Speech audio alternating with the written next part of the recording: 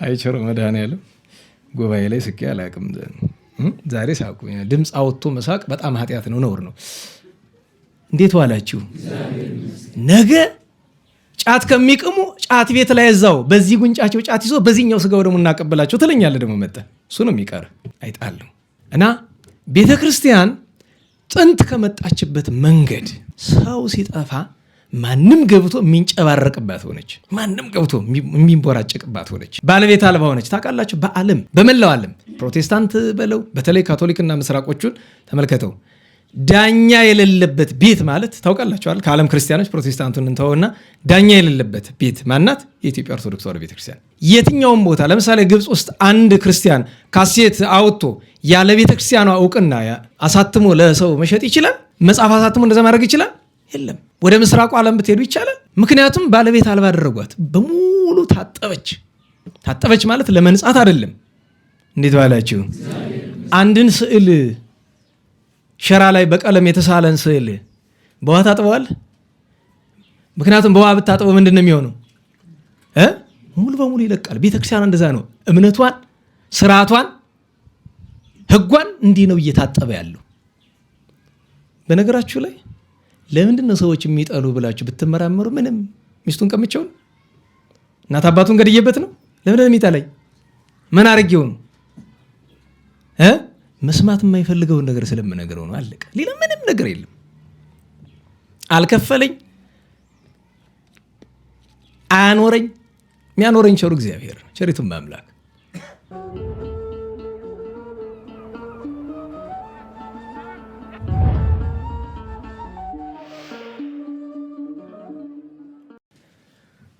በስመ አብ ወወልድ ወመንፈስ ቅዱስ አሐዱ አምላክ። በስመ አብ ወወልድ ወመንፈስ ቅዱስ አሐዱ አምላክ። በስመ አብ ወወልድ ወመንፈስ ቅዱስ አሐዱ አምላክ አሜን። የአባቶቻችን አምላክ የቸርነት ባለቤት ቸሩ እግዚአብሔር ከዚህ ዕለት ከዚህ ሰዓት ያደረሰን ቅዱስ ስሙ የተመሰገነ ይሁን። እንዴት ዋላችሁ? ቸርነት፣ ምሕረት፣ ይቅርታ የባሕርይ ገንዘቡ የሆነ አምላካችን መድኃኒታችን ኢየሱስ ክርስቶስ ለአምላክነቱ እንደሚገባ ቅዱስ ስሙ የተመሰገነ ይሁን።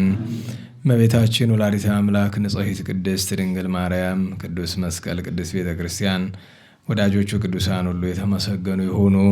እንኳን አደረሳችሁ። ቸሩ እግዚአብሔር ከንጹሐን በረከት የእመቤታችን ጣዕመ ፍቅሯን ያሳድረብን። ትንቢተ ኢሳይያስ ምዕራፍ 49 ቁጥር 22 ጌታ እግዚአብሔር እንዲህ ይላል፣ እነሆ እጄን ወደ አሕዛብ አነሳለሁ፣ አርማዬንም ወደ ደሴቶች አቆማለሁ። ወንዶች ልጆችሽንም በብብታቸው ታቅፈው ያመጧቸዋል፣ ሴቶች ልጆችሽንም በጫንቃቸው ላይ ይሸከሟቸዋል። ነገሥታትም አሳዳጊዎችሽ አባቶችሽ ይሆናሉ፣ እቴጌዎቻቸውም ሞግዚቶችሽ ይሆናሉ። ግንባራቸውን ወደ ምድር ዝቅ አድርገው ይሰግዱልሻል፣ የእግርሽንም ትቢያ ይልሳሉ። እኔ እግዚአብሔር እንደሆንኩ ታውቂያለሽ። እኔንም በመተማመን የሚጠባበቁ አያፍሩም። ስለ ቅዱስ ቃሉ ቸሩ እግዚአብሔር የተመሰገነ ይሁን። ትንቢተ ኢሳይያስ። በኢሳይያስ ቃል ወላዲተ አምላክን የምንመለከትበት ትምህርት ክፍል 18 ይሆናል። ወላዲተ አምላክ በትንቢተ ኢሳይያስ። የትምህርታችን ማንሻ ግንባራቸውን ወደ ምድር ዝቅ አድርገው ይሰግዱልሻል፣ የእግርሽንም ትቢያ ይልሳሉ ያለው ኃይለ ቃል ይሆናል። ከላይ ነገሥታት አማሆትኪ ብሎ ይጀምራል። ነገሥታት አባቶችሽ፣ አያቶችሽ፣ አሳዳጊዎችሽ ናቸው ካለው ጀምረን እስከ አሁን ቅድም እስከጠቀስኩት ኃይለ ቃል ድረስ እንነጋገራለን። ከሁሉ የሚቀድመው የዕለቱን በዓል ማዘከር ነውና እሱ እናነሳለን። ከዕለቱ በዓል አስቀድመን የእመቤታችን የትንሣኤዋ የዕርገቷ መታሰቢያ ነውና እሱን ማዘከር ይገባናል። ምንም እንኳ በትንቢት ኃይለ ቃል የእመቤታችንን ክብሯን፣ ልዕልናዋን እግዚአብሔር እንደረዳን መጠን የምናገር ቢሆንም ትንሣኤዋን፣ ዕርገቷን የሚያምን ሁሉ ትንሣኤ ዕርገት እንዳለ የሚያምን ሁሉ እንዲሁ ዝም ብሎ አያንጎላችምና አሁንም ዕለት ዕለት ላዘክራችሁ፣ ላሳስባችሁ፣ ራሴንም ላሳስብ እወዳለሁኝ። ለትንሣኤ እንደሚገባ ለትንሣኤ ዘጉባኤ እንደሚገባ እንኑር ብለን ትናንት ኃይለ ቃል አንስተን ነበረ። ብዙ ሰዎች በመላው ዓለም እምነታቸውን በክርስትና ስም ክርስትናን ለማበላሸት የሚሞክሩ ሰዎች ከሚቃወሙት ነገር መካከል አንደኛው ድንግል ማርያም ተነስታለች አድርጋለች ማለቱ ደስ አይላቸውም። ምክንያቱም ለነሱ ምንም እንኳ አስተሳሰባቸው ሰይጣናዊ እንደሆነ ብናውቅም ግን ከመጽሐፍ ቅዱስ ማስረጃ ይላሉ። በቀደም የክብረ በዓሉ ቀን መምህሩ ያነሱትን ጥቅስ ታስታውሱታላችሁ። በመዝሙር 131 ላይ ተንስ እግዚኦ ውስተ ዕረፍትከ፣ አቤቱ ከዕረፍትህ አንድም ወደ ዕረፍትህ ተነስ አንተ ወታቦተ መቅደስከ ብሎ የተናገረው ኃይለ ቃል በወቅቱ አንድ ነገር ሲናገሩ ታስታውሳላችሁ። አንድ ሰው የሆነ ነገር ስታስረዱት ጥቅስ ከጠቀሳችሁ ጥቅስ ከጠየቃችሁ ቤተክርስቲያን ለምታምነው ነገር አዲስ እንግዳ ትምህርት ስታመጡ ጥቅስ መጠየቅ ጥሩ ነው። እንግዳ ሰው ከምን አገኘው ይባላል። እስካሁን ድረስ ያልተሰጠ ትምህርት ሲገኝ ከምን አገኘው ይባላል። ቤተክርስቲያን በመደበኛነት የምታስተምረውን ትምህርት የኖረችበትን ትምህርት ግን ጥቅስ ካልነገርከኝ ካለ ወደ ምንፍቅናው እየሄደ እንደሆነ ምልክት ነው። ሰዎች ማድረግ የማይፈልጉትን ነገር ሁልጊዜ የምነግራችሁ ነገር አለ አይደለም? ድሮ አንስቶ የነበራቸው ልጆች ታስታውሱ ከሆነ አንድ ሰው ፊዚክስ፣ ሂሳብ ካልገባው ማለት ያለበት አልገባኝም ነው እንጂ ፊዚክስ አያስፈልግም አይደለም፣ ማቴማቲክስ አያስፈልግም አይደለም ማለት ያለበት። አልችልም ነው፣ ካልገባው አልገባውም ነው፣ አስረዱኝ ነው። በሚገባው ቋንቋን እንዲያስረዱት መጠየቅ ነው። እና ሰዎች መጽሐፍ ቅዱስ ላይ እንዲህ የሚል የት አለ ይላሉ። መጽሐፍ ቅዱስ ላይ ብናሳያቸው እኮ ላያምኑት ነው። ምክንያቱም እነሱ የሚፈልጉት መጽሐፍ ቅዱስ ላይ የለም ተብሎ የእነሱ እምነት እንዲዘርግላቸው ነው የሚፈልጉት። ለምሳሌ ብዙ ሰው አለ በነገራችሁ ላይ ጾምን የሚከለክል ጥቅስ በመጽሐፍ ቅዱስ ቢኖር ደስ የሚለው ብዙ ሰው አለ። ይገርማችሁ ነገር ጴንጤዎቹ በግልጥ ባፋቸው ያወጣል፣ እኛ ቤት ተቀምጦ ብዙ ሰው አለ። ጾም፣ ስግደት፣ ገድል ባይኖሩ ለሚመኝ ሰው አለ። እና ሰው ችሎታ ሲያጥረው ማለት ያለበት ችሎታ አጠረኝ ነው። እግዚአብሔር ቸር ነው። ስማ አንተ እግዚኦ መሐሪ ወመስተሳሂል፣ ዳዊት ቅዱስ ዳዊት አንተ ይቅር ባይ ሀዳጌ በቀል መሐሪ ነህ ሩቀ መዓት መዓቴ ራቀ ወብዙ ምሕረት ምሕረቴ በዛ ወጻድቅ ጻድቀ ባሕሪ ነጽር ላዕሌ በዓይነ ምሕረት ተመልከተኝ ወተሳሃለኒ ይቅር በለኝ። ጧጧ ስትነሱ በፊት አልነገርኳችሁም? ስምዐኒ እግዚኦ ጸሎቴ ወይብጽሕ ቅድሜከ ገአሬ ወይትምይት ገጸከ እምኔ በዕለተ ምንዳቤ አጽመ ዝነካቤ አመ ዕለተ ጽዋከ ፈጡነ ስምዐኒ። እነዚህን 5 አንቀጾች እንዲያው እንኳ ዳዊትን ሙሉ መድገም ይገባል። የቆነጣጠርን ሳይሆን እንዲያው በአንቀጽ መካከል ስናደርስ ወይ ደግሞ ይሄ በመዝሙር 101 ያለ ነው። ካልሆነ ደግሞ በመዝሙር 26 ላይ ያለ ኃይለ ቃል ወሐሰስኩ ገጸከ ገጸ ዚአከ አሐስስ እግዚኦ ወይትምይት ገጸከ እምኔ ወይትትገሃስም ከብርከ ተምኤአከ ረዳእ የኩነኒ ወይትግድፈኒ። እግዚአብሔር ከኛ የሚፈልገው ነገር የቻልነውን ያክል ሞክረን ሲያቅተን ከሱ እርዳታ እንድንጠይቅ ነው አይደለም? እንዴት ዋላችሁ? ለዛ ነው ፕሮቴስታንቲዝም ይሄ የተሐድሶ ምናምን የሚባለው ሲነሳ የነበረው አቋምና አሁን ያለው አቋም አንድ አይነት አይደለም። እንዴት ዋላችሁ? በየጊዜው እየተለወጡ ነው። ሃይማኖት ይለወጣል፣ ይሻሻላል። አሁን በ16ኛው ክፍለ ዘመን ሲጀምሩት የነበራቸው 95ቱ ማርቲን ሉተር የሚባለው መናፍቅ መስራቻቸው እና ከሱ ጋር የነበረው ሁለተኛው ሰውዬ መጀመሪያ ያወጧቸው 95 አንቀጾች ዛሬ ፕሮቴስታንቱ ዓለም መመሪያዎች ናቸው አይደሉም? 90% መመሪያዎች አይደሉም። ታውቃላችኋል፣ ማርቲን ሉተር ከእመቤታችን ጋር ችግር ያልነበረ ሰው አልነበረም። አሁን የሚሉትን የሚል ሰው አልነበረም። እና እየተበላሸ እንትን ታውቃላችሁ፣ ይሄ ወርም የሚባል ነገር ከሰው ሆድ ውስጥ ነው እየተበጣጠሰ አሜባ ነው የሚባል እየተከፋፈለ በቃ። ምክንያቱም አሜባ ሆድ ውስጥ ራሱን እያራባ በልቶም ያን ሰው መግደል ነው አለ የሚፈልገው። ቶሎ ሐኪም ደርሶ በክኒናው በምኑ ወይም ደግሞ የባህል ሐኪም በሆነ መንገድ ካላዳነው በቀር ለዛ ነው ፕሮቴስታንቲዝም ማለት እንደ ወርም እንደ ጥገኛ ትል ራሱን እያባዛ የሚፈልገው ምንድን ነው? ቤተክርስቲያንን ማጥፋት ነው። ሁልጊዜ የምነግራችሁ ነገር አለ።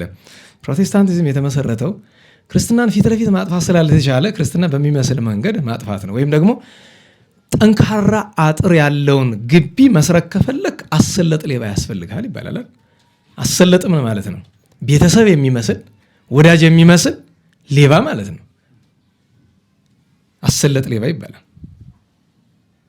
ስለዚህ ቤተሰብ ስለሚመስል ሌባ ነው ተብሎ ስለማይጠረጠር ራሱ እንደ ቤተሰብ ስለሚያሳይ ማለት ነው። እንደዛ ነው ታድሶ በሎ ፕሮቴስታንቲዝም በለው እና እንኳን ሌላ የካቶሊክ ቤተ እምነት የእመቤታችን ትንሣኤና ዕርገት ለማመን ከ1000 ዓመት በላይ ይወስዱባታል። እንድታውቁት እመቤታችን ይወዳሉ ምናምን ትለኛለህ ሊሆን ይችላል አላውቅም። ግን የምናያቸው ነገሮች ግን እንደሱ አይመስሉም።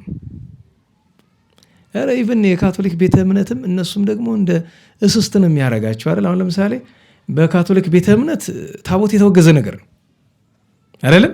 የለም። ግን ኢትዮጵያ ውስጥ ያለ የካቶሊክ ቸርች ብትሄዱ ታቦት አላቸው። ቅርብ ጊዜ ነው ያመጡት። ቅርብ ጊዜ ስላችሁ በእኛ እድሜ ማለት ለምን እዚህ በፊት ነግሬያችኋለሁ። ሰፈር ላይ አንዲት ካቶሊክ ነበረች። ያላደረግነው ትግል የለም እንድትመለስ አልተሳካልንም። ከዛ አንድ ሽማግሌ በዚህ ማዶ የሚኖር መጣና እስኪ ይህችን ወረቀት አንብቢያት ብሎ ሰጣት። ስለ ታቦት ነው። እሷ ደግሞ የተማረች ስለሆነች ኢቭን ታቦት ውስጥ መኖሩን አታውቅም።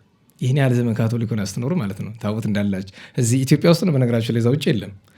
እዛ ገብታ ታቦት አለ እና ደነገጡ። ምን ማለት ፈልገች ነው? አለ ወይስ የለም ነው? ቆይ እስኪ ውጭ ለነ ነገር እኔ እኮ ጥያቄ ነው የጠየቅኩኝ።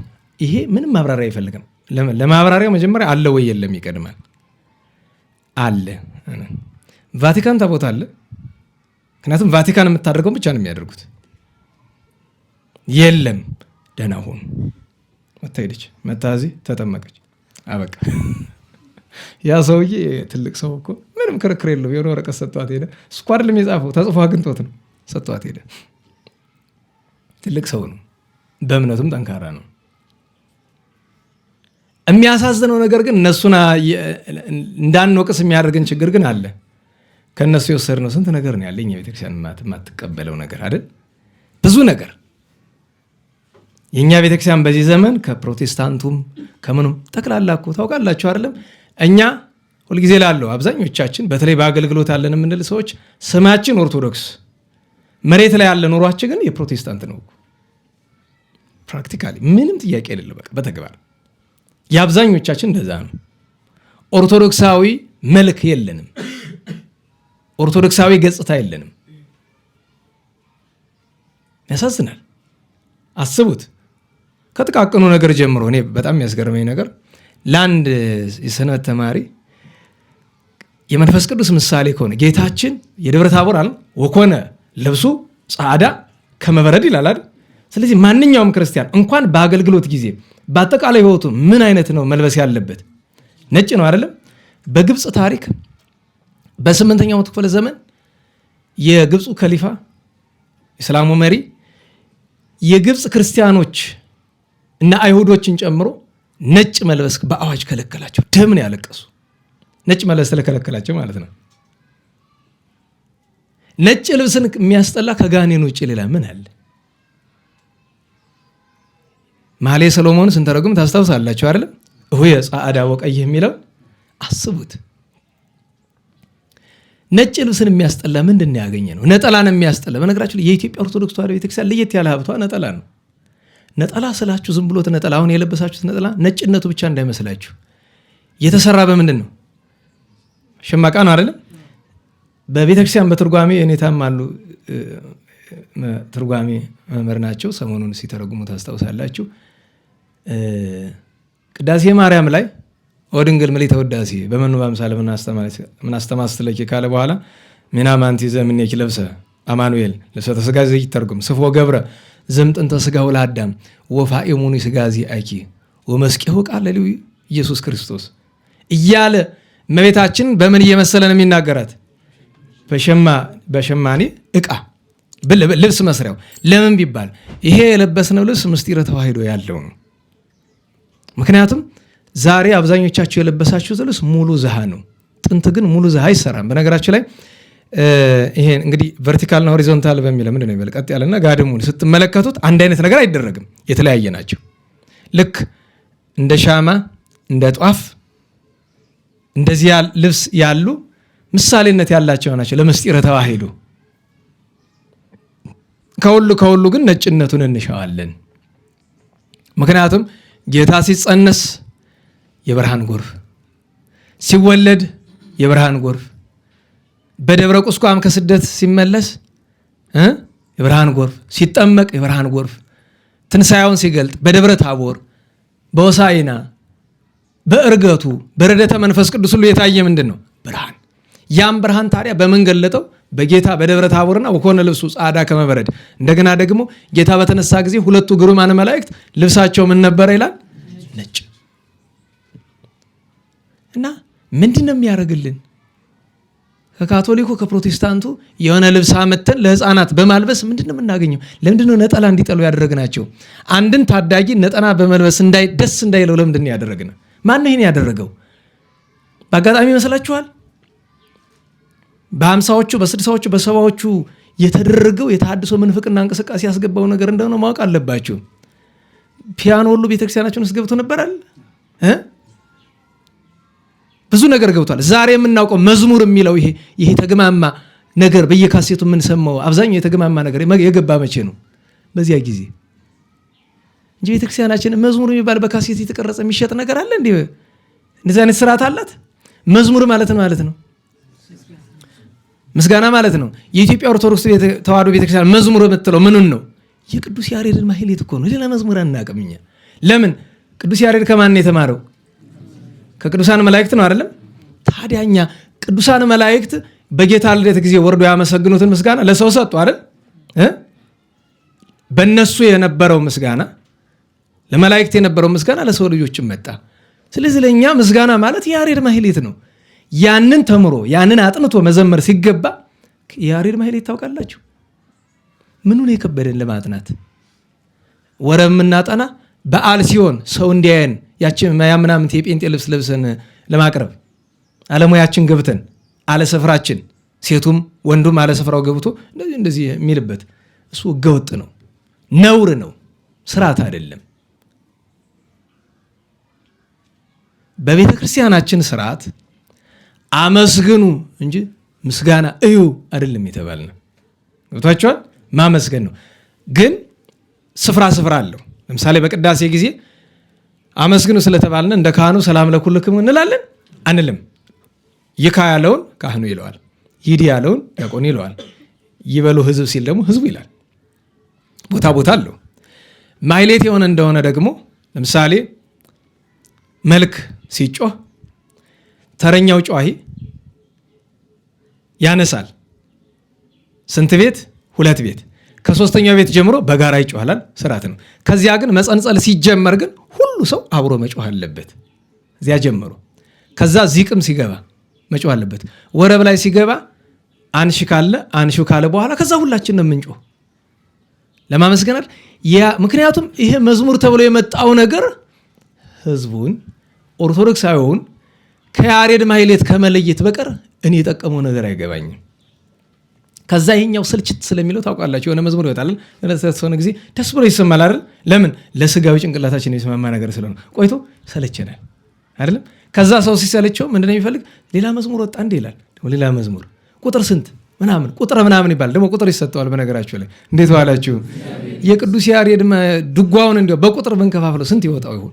ስንት ካሴት? ከዛ ደግሞ ምን ይልሃል? አይ የፕሮቴስታንቶችን ብናዳምጥ ምን አለበት? እሱም ከጥሩ ነው ይልሃል አይደል? ኦርቶዶክሳዊው ጫት እየቃመ መዝሙር አለ የሚያዳምጥ ግማሽ። ጫት ቤት እኮ መዝሙር እንደሚከፈት አታውቁም? የኛው የጴንጤ ብቻ አይደለም፣ የኛው መዝሙር ተብየው ነገር እኮ ጫት ቤት እኮ ማላመጫ። ታዲያ ምን ይልሃል? ምን ችግር አለ? ዘፈን ከሚያዳምጡ ይሻላል። አይቸር መድኃኔዓለም ጉባኤ ላይ ስቄ አላውቅም። ዛሬ ሳቁ። ድምፅ አውጥቶ መሳቅ በጣም ኃጢአት ነው፣ ነውር ነው። እንዴት ዋላችሁ? ነገ ጫት ከሚቅሙ ጫት ቤት ላይ እዛው በዚህ ጉንጫቸው ጫት ይዞ በዚህኛው ስጋው ደግሞ እናቀበላቸው ትለኛለህ። ደግሞ መጣ እሱ ነው የሚቀር አይጣሉ እና ቤተ ክርስቲያን ጥንት ከመጣችበት መንገድ ሰው ሲጠፋ ማንም ገብቶ የሚንጨባረቅባት ሆነች። ማንም ገብቶ የሚንቦራጨቅባት ሆነች።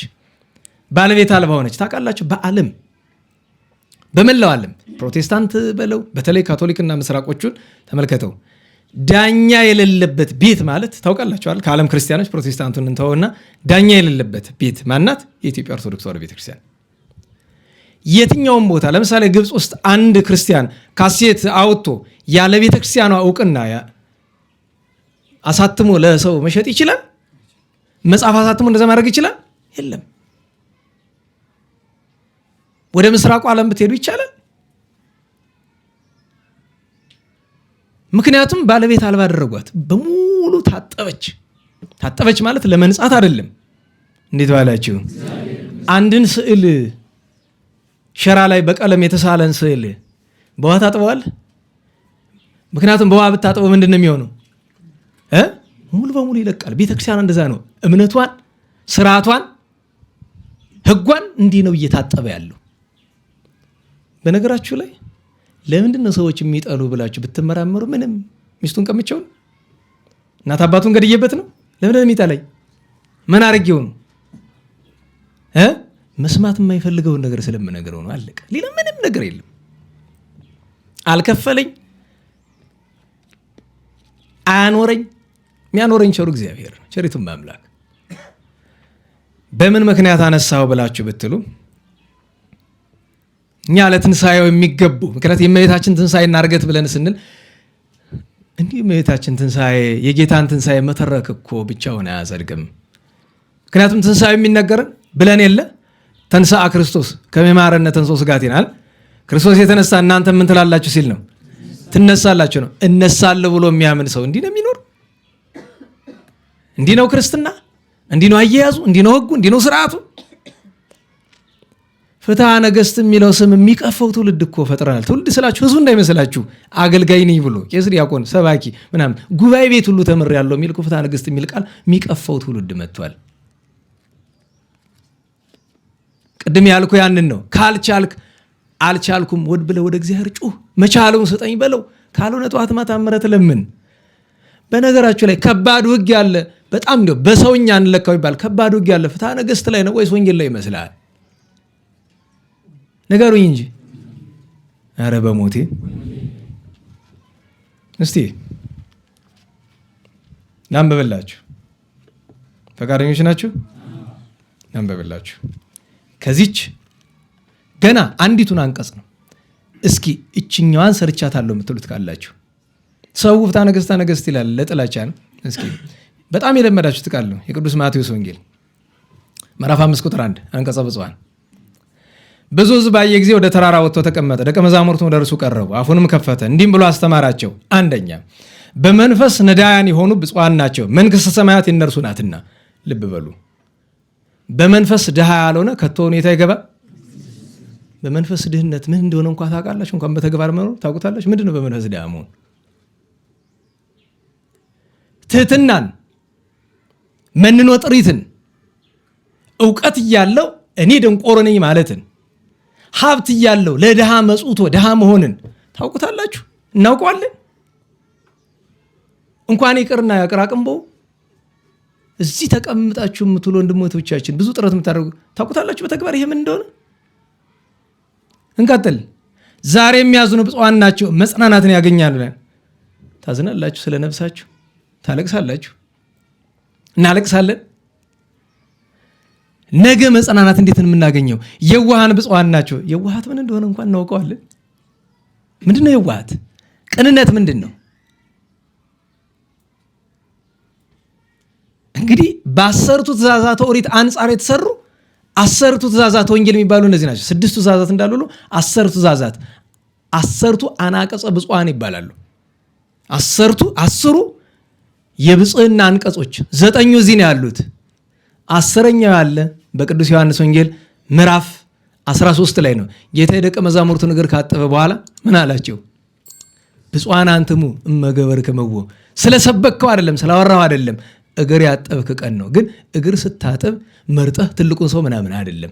በጣም ማለት የሆነ የተናቀውን ምናልባትም ከቻልክ አንድ ልጅ ዛሬ የለም እንጂ እዚህ የታመው የተኙ ነበሩ ከዓመታት በፊት አንድ ሽማግሌ ሰውዬ እግራቸው ቆስሎ ተልቷል። ሽታው ከሆነ ሜትር በኋላ አያስቀርብም። አጥቧቸው ይመጣና ሲጓጉር ነው የሚያድር፣ ሲያስታውከው ማለት ነው። ማድረግ አይደለም፣ አታስበውም። እኔም አላስበውም። እናንተም ብቻ አይደለም ወቅሱ ራሴንም ጭምር ነው። ከዛ ይቀጥላል። ስለ ጽድቅ የሚራቡና የሚጠሙ ብፁዓን ናቸው ይላል። በነገራችሁ ላይ ረሃብ ምን እንደሆነ ታውቃላችሁ? እናውቃለን። ረሃብ ምንድን ነው? እስከ 9 ሰዓት መቆየቱን ረሃብ ብለው ነው እንዴ? በነገራችሁ ላይ የእኛ ጾም እኮ ኦንሊ ቁርስ መዝለል ነው አይደለም? ሌላ ምን አለው? ቁርስ መዝለል ደግሞ ሳይንቲፊካሊም እንኳ ብትመለከቱ ሰውነት ላይ ምንም ያመጣው ኢምፓክት የለውም፣ ምንም ነገር። ይሄም ምላችሁ ስራ የሆነ እናንተን ተስፋ ለማስቆረጥ አይደለም። ቢያንስ ግን ሰው መራቀቅ የለበትም። ይችን ያመጣሁላችሁ ለምንድን ነው? ከፍትሐ ነገሥትና ከወንጌል ማን ነው የሚከብድ ነው? ስለ ክብደት ከሆነ የምታወራ ግን የቤተ ክርስቲያን ሕግ ከባድ አይባልም፣ ቀላልም አይባልም። ሰውኛውን ነው እያወራችሁ። እንደዚህ ብቀጥል አልኳችሁ ልባችሁን ባዶ ነው የማደርገው፣ የራሴን ልብ ጨምሮ ማለት ነው። ስለዚህ ቢያንስ አንድ ነገር ማወቅ እንችላለን። በድለናል። አያስማማንም? በድለናል፣ አጥፍተናል፣ የእግዚአብሔርን ፈቃድ አላደረግንም፣ በሕጉ በስርዓቱ አልኖርንም። ቢያንስ እንዲህ ብሎ ማመን እንኳ በራሱ ወደ እግዚአብሔር አንድ እንዳይመስላችሁ 99 እርምጃ ያቀርባል። 99 እርምጃ ያክል ወደ እግዚአብሔር ያቀርበናል። በድለናል፣ አላበጀንም። የአባቶቻችን ጥሩ አማርኛ አለቻል፣ አላበጀሁም፣ በጎ አልሰራውም ብሎ ማለት ተስፋ ለመቁረጥ አይደለም። ምንጊዜም ቢሆን ተስፋችን የማን ቸርነት ነው? ንገሩኝ። ምክንያቱም በስራችን ብንሰራም እንኳ በስራችን ብቻ ምንድን ሰዎች አይደለም። እንኳን እኛ ቅዱስ ጊዮርጊስ በሰማዕትነቱ፣ አብርሃም በትሩፋቱ፣ ዮሐንስ ወንጌላዊ በንጽህናው ብቻ ያለ እግዚአብሔር ቸርነት የእግዚአብሔር መንግስት መውረስ አይችሉም። ብቻ አይደለም ገድላቸው ተጠራቅሞ በመንግስተ ሰማያት ለአንድ ቀን ለመኖር አያበቃም። ያን ያክል ናት የመንግስተ ሰማያት። በቸርነቱ ነው የምትሰጥ። ግን የኛ ሱታፌ ያስፈልጋል። የኛ ሱታፌ ምንድን ነው? ህግ መጠበቅ፣ የተቻለን ያክል ሲያቅት ምሕረት መለመን፣ ጥፋትን ማመን። እንደዚያ ነው። ኃይለ ቃል አበዛሁባችሁ። መድኃኔዓለም እሱ ይመሰክራል። አስቤው ማለመጣው ወትሮ ምን ያስብ የተናገረ ያላቅም አፉ ያመጣውን ነው የሚናገር ቢሉኝም ያስኬዳል። እውነት ነው። ግን ተመስገን አፍ ያመጣውም ሆነ አልሆነም የተነገረው ነገር ግን እንዲህ ብታረገው ወዲህ ብትገለብጠው ምንም ብታረገው ሀቅ ነው። የትም መድረስ አይቻልም። መድኃኔዓለም በቸርነት ይማረን። እንግዲህ እና የእመቤታችን ትንሣኤ ስናስብ የጌታችን ትንሣኤ ስናዘክር እኛንም እንዳንረሳ ነው። ለእናንተ ብቻ አይደለም። እዚህ ብዙ ወንድሞቻችን ጥረት ስለምታደርጉት ደስ ይለኛል። ስለማልነገራችሁ ነው እንጂ ደስ የሚለኝ አለ ብዙ ነገር። ግን ጥሩ ስትሰሩ ጥሩ ሰራችሁ አይባልም አይደል? ግን አይዟችሁ ነው የሚባል፣ በርቱ ነው የሚባለው እንጂ እገሌ ጥሩ ይዘሻል፣ እገሌ ጥሩ ይዛል ማለቱ አይጠቅማችሁም። ለዚያ ነው እንጂ እኮ ጥሩ ጥረት ላይ ሌላውን ነገር ተዉትና እንዲህ ያለ ንግግርን እንደ ስድብ የሚቆጥር 99% ማህበረሰብ ባለበት ስፍራ ይሁን ለኛ ጥቅም ነው ብሎ እንኳን ሰው ስድብ የሚለውን ነገር አይ ይሄማ ስድብ አይደለም ተግሳጽ ነው ብላችሁ ታግሳችሁ እየሰማችሁ ነው አይደለም? ይሄም አንድ ነገር ነው። አንሰም በዛም መቼም እዚህ የመጣችሁ ገንዘብ ይሰጠናል ብላችሁ ነው? ንገሩኝ። ያመሰግነናል ብላችሁ ነው አይደለም? ይሄንኑ ተግሳጽ ጠብቃችሁ ነው አይደለም? ብዙ ጊዜ እንዲያውም ዛሬ ምን ነው ተግሳጽ የለም ሳ የሚለኝ ሰው ይገጥመኛል። አንተ የኔ ጨጓራ መላጥ ነው እንደምትፈልገው እላለሁ። አንዳንድ ጊዜ ነው ደግሞ ለምን በስጭቱ ስለሚያም ማለት ነው። እግዚአብሔር መድኃኔዓለም ይማረን። ዛሬ ቅዱስ እለእስክንድሮስ ነው ብለናል። መጀመሪያ በኢትዮጵያ ጻድቃን ታሪክ ውስጥ ከነበሩ ትልልቅ አባቶች አንዱ የአማራ ሳይንት ወሎ አካባቢ በገድል የሚታወቁት ሐዋርያዊ ጻድቅ አባ ዘክርስቶስ አሉ። ሁለተኛው በሸዋ ምድር ከበቀሉ ቅዱሳን መካከል አንደኛው አባታችን አባ ተክለ መስቀል አሉ። እነዚህ ቅዱሳን አሉ። ከግብፅ አባ እንድራኒቆስ ዲያቆን አሉ። ከዛው ግብፅ ሳንወጣ እስሙናይን ላይ ዛሬ በቤተክርስቲያን ታሪክ ከሚከበሩ ቅዱሳን ሰማዕታት መካከል አንደኛውን እናከብራለን። እሱም ቅዱስ አውዳሞን ይባላል። ቅዱስ አውዳሞን ብዙ ጊዜ በግብፅ ነው እንጂ በእኛ አይታወቅም።